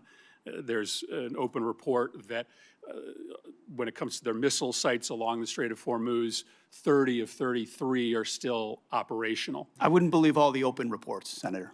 But I've also heard you say in this hearing that the objectives now seem to be more limited than they were at the outset of the war, that this is about reopening the strait and this is about dismantling their nuclear capability. And the president, of course, has said himself that he thinks Iran has a right to a missile program. So my question is pretty simple. Is it correct that it is no longer a war objective to destroy all of their military capacities? This is what the president has said. Have our goals been simplified to reopening the strait and to getting into a negotiation over a nuclear program? Now, I don't think you have a realistic plan to do either of those things, but I think it's important for us to know what we're funding. Are the objectives much more limited today than they were when you made that statement in March? So I think the objectives have been consistent and clear from the beginning. And I would contrast it to North Korea, where a conventional buildup was used to hide a nuclear capability that eventually evolved to a point where it couldn't be contested. And what Iran continued to do, even after Midnight Hammer, was try to build that conventional capability to dare anyone to stop them from pursuing nuclear weapons. So getting after their conventional capabilities, missile launchers, defense industrial base, their Navy, was all part of it, ensuring they can't blackmail us into pursuing a nuclear capability. Laser focused on Iran will never have a nuclear capability. That's the promise the president has made and that he will keep in every way. I think it's important. It is still a war objective, either through military action or through a diplomatic agreement, to destroy and disable all of Iran's meaningful military capacities, including their missile program. As far as all, when we talked about that from the podium at the outset of this, we were talking about their defense industrial base. And if you look at the metrics of their ability to make more, that it's been overwhelmingly destroyed. Not everything, but overwhelmingly. Now, do they have missiles in underground bunkers because they're a terror state? Sure they do, and we've acknowledged that from the beginning. Yeah, but their capacity is less today than it's ever been They obviously have significant capacity to effectively disrupt the entirety of the Middle East and oil flows out of the Middle East, and that's not going to change. Let me ask you one more question. This is a request for supplemental funding because you don't have the funding in your base budget to do what you need to do, which makes questions about the base budget relevant. There's been a lot of attention, Mr. Secretary, on the modernization of a luxury jet that was gifted to the president by the government of Qatar. Reports suggest that maybe as much as $1 billion in your base funding, an extraordinary amount of money, has been used for an upgrade, and the plane is back in the shop for a second upgrade. As far as I can tell, never before has an administration not made public the amount of money for an upgrade or a construction contract on a presidential airplane. Obviously, we don't need or want disclose the details of that upgrade, but never before have you withheld from Congress and the public the total amount of money. I think there are two really important questions here. One, will you make public the amount of money that you are spending to upgrade this plane?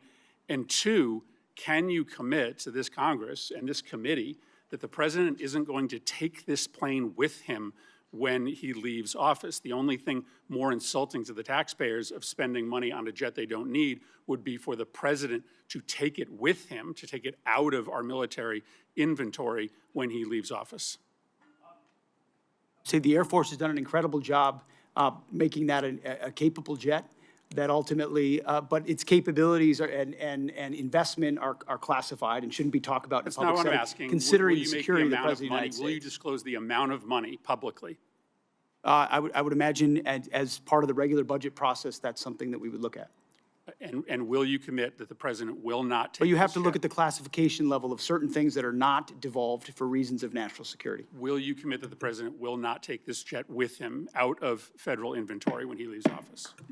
That's not a decision for necessarily me to make, and ultimately, we're grateful to have it in the fleet for the Air Force to protect the President of the United States.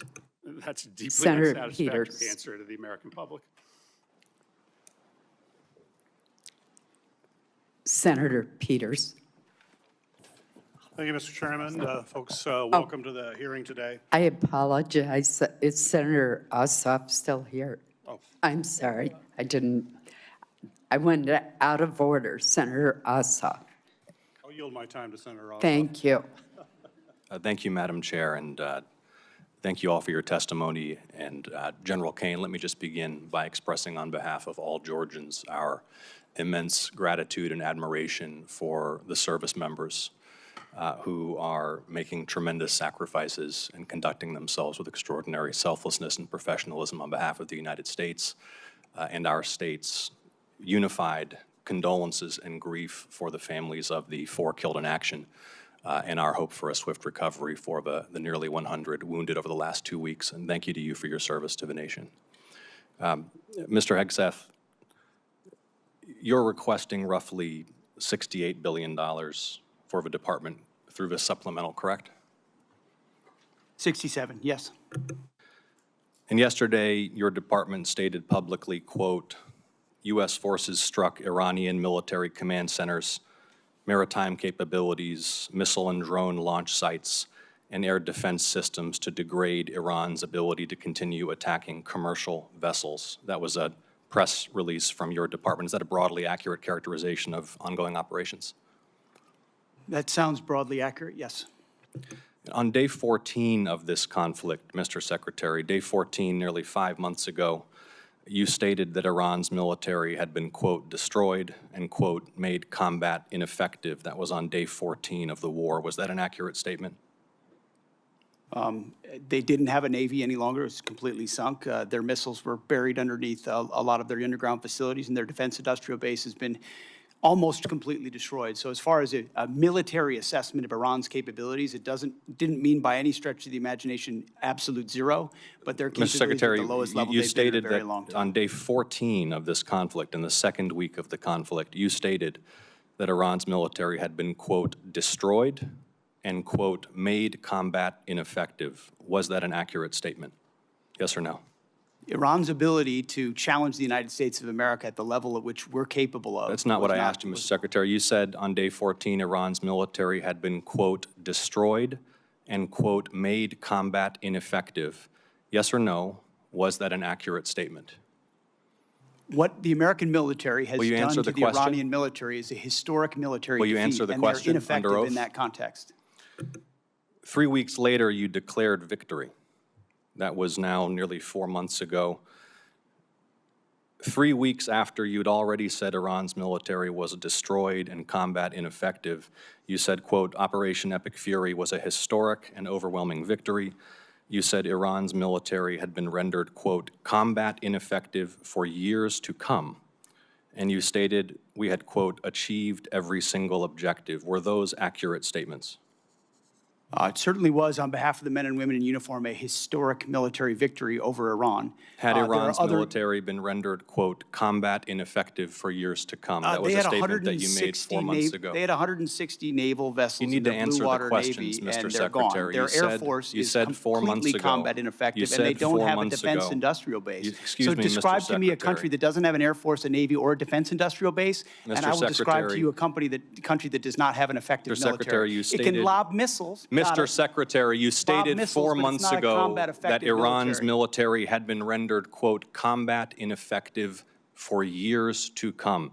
Has Iran's military been, for the last 4 months, combat ineffective? It's been set back not just years, but likely decades. You stated considering we it had, can't quote, build at the level it did before, and not you even stated close. we It doesn't had, mean it quote, doesn't have capabilities. Mr. Secretary, you stated we had, quote, achieved every single objective. Was that an accurate statement 4 months ago? The main objective of this was to ensure that Iran never gets a nuclear weapon. Their main sites were obliterated. We're watching over them, and we're holding them at issue. If they don't give them up at the table, there's other ways we can take them away. Early in the conflict Iran will on never day have a 3, nuclear Mr. weapon. Secretary, early in the conflict, day 3, you said one of those core objectives was to, quote, destroy the missile threat, and as you restated on day 5, to, quote, obliterate Iran's missiles and drones. Those were clearly and repeatedly stated core objectives of the campaign, which 4 months ago you declared had been completed victoriously with every single objective achieved. Were those objectives achieved 4 months ago? No one ever stated that every single missile was gone. Ultimately, combat ineffective means they're not able to dig them out of their UGFs and shoot Had at the us. missile It threat doesn't mean they been don't defeated have 4 underground months facilities ago? where they put missiles in them and hold on to them because they're the world's largest state sponsor of terrorism. So we never expected they would stop having capabilities to shoot. The question is at scale against an opponent like the United States of America, which went toe-to-toe with them and Iran couldn't. You stated on March 8th, day 9 of the war, on 60 Minutes, you assured the American people of Iranian surrender. Does that remain your prediction? Ultimately, Iran will never have a nuclear weapon to threaten the United States of America. That has been the objective, and it remains so. So just to review, you will not answer whether your statement made on the 14th day of the war that Iran's military had been, quote, destroyed and made combat ineffective was a truthful statement to the American people as you sit here and ask for tens of billions more The for the conflict. senator's time has Had a expired. historic and effective military campaign against the largest state sponsor of terrorism. Won't and will answer the ensure they question. never Senator get a nuclear weapon, Peters Senator. is recognized. Thank you, Madam Chair, and thank you to our witnesses here today. I want to begin by first echoing my colleagues' comments that we've heard throughout the hearing here, and join them in mourning the loss of American service members who were killed in action these last few days. My thoughts are with their families, with a service member who remains missing, and with all those injured during the strikes, and I will continue to pray for their families. Secretary Hegseth, over the course of the war with Iran, I have repeatedly expressed concerns regarding the administration's lack of a winning strategy and repeated contradictions about the state of the war. It frankly doesn't help that you and your president continues to mislead the American people. You and the president have repeatedly said that the war, as we've heard over and over again, is almost over or already won. In fact, the president alone has said the war is almost over more than 30 times. On March 1st, the president said, we'll be done in 4 or 5 weeks. On March 9th, he said the war was very complete. On April 8th, he declared total and complete victory, 100%, no question about it. On the same day, you declared Operation Epic Fury was a historic and overwhelming victory on the battlefield, a capital V military victory by any measure. And yet today, July 21st, we have soldiers whose remains are sadly going to be returned to their deeply grieving families tomorrow. Clearly, the war is not over yet. After months of conflict, our strategy to win remains unclear. I have long said the United States has the strongest military in history in the world, and I have no doubt that our brave service members can execute any mission and prevail in any battle. But without a clear winning strategy, We're at risk of being in another forever war that'll put our service members in continued harm's way and continue to cost taxpayers billions of dollars. Secretary Hegseth, despite your failure to win this war, you are back now before Congress asking for almost $70 billion in additional funding. You're asking the American people for a blank check because, once again, the Trump administration's efforts have been an utter and complete failure to win this war to this point. So my question for you, sir, is how is your strategy different than what we've seen in the past? So far, we have not seen a strategy that's been successful. You mentioned nuclear material as the primary goal of the war. It still exists. We haven't dealt with that issue yet. You talk about the destruction of missiles, and yet the missiles that we saw hit recent targets are actually somehow more lethal, more deadly, more maneuverable than what we have seen in the past. So they're obviously improving their munitions. The Strait of Hormuz is still closed, reminding everybody it was open before the war. Prices were lower for everybody until the war, and it still remains closed. And of course, tragically, people, service members, our war fighters, who we care deeply about, are still dying. So what's different? Mr. Hegseth, Secretary Hegseth. I think your characterization of this incredible effort as a failure is reckless. And I think it's irresponsible. And I think it smears the sacrifice of the troops that are out there making on behalf of the American people to ensure that Iran never gets a nuclear weapon. Shame on you and others who call this a quagmire and a failure, and then you want to turn around and say you support the warfighter. Either you do or you don't. Is the nuclear material still there, I can sir? get you a ticket out to CENTCOM and talk to what those Americans are doing, and how committed they are to this effort, and how they want to ensure that Iran never threatens their families with a nuclear weapon. That's the kind of intensity that our warfighters have about making sure that Iran isn't capable of doing that. Secretary Hegseth, if you listen to my comments, you would have heard me say how amazing our warfighters are. I heard failure. And the word heard, I heard exactly what you said. I will tell you how I use the word failure, because I use the word failure to their leaders. You, sir, are the failure, not the men and women who are on that front line, not the men and women who hold up their honor with distinction. But if there's a lack of a winning strategy, they're in harm's way. Their leaders have failed them. And that's what's happening. We have political leadership. You don't have a strategy. You don't have a long-term plan to actually win this war. Win the war. The men and women are going to be able to do it, but they need to have leadership. When will you show leadership? When will you show leadership? Why don't you show some leadership and stand up to your fellow Democrats who won't fund the troops, who stand and play partisan politics while you don't give us the money? You want to stand up here and talk about the troops? You won't show any political courage to actually fund our department because you have Trump derangement syndrome and can't actually commit to anything meaningful. So I put this on you, Senator. Secretary Hegseth, you have trillions, you have over $1 trillion, you're asking for $1.5 trillion. It's not a question of money, it's a question of leadership and understanding what it takes to actually win. Political cowardice of Democrats who won't fund the troops. Senator's time has expired. This will conclude our hearing. I want to thank our witnesses for being present and the committee for what has certainly been a vigorous discussion. For any senators who wish to submit additional questions for the record, those questions will be due in 7 days on Tuesday, July 28th by 5 p.m. I'm going to ask the Vice Chair if she has any final comments. I do very quickly, and thank you, Chair Collins. This was really an important discussion about the state of this tragic and disastrous war and how we should be spending Americans' tax dollars on families instead of this president's war of choice. Unfortunately, this hearing has done exceptionally little to justify the president's request or to instill confidence that this administration has an exit plan or a strategy to end the war. This war has cost us a lot. The last thing we should be doing is rubber stamping another $70 billion to help Trump keep it going.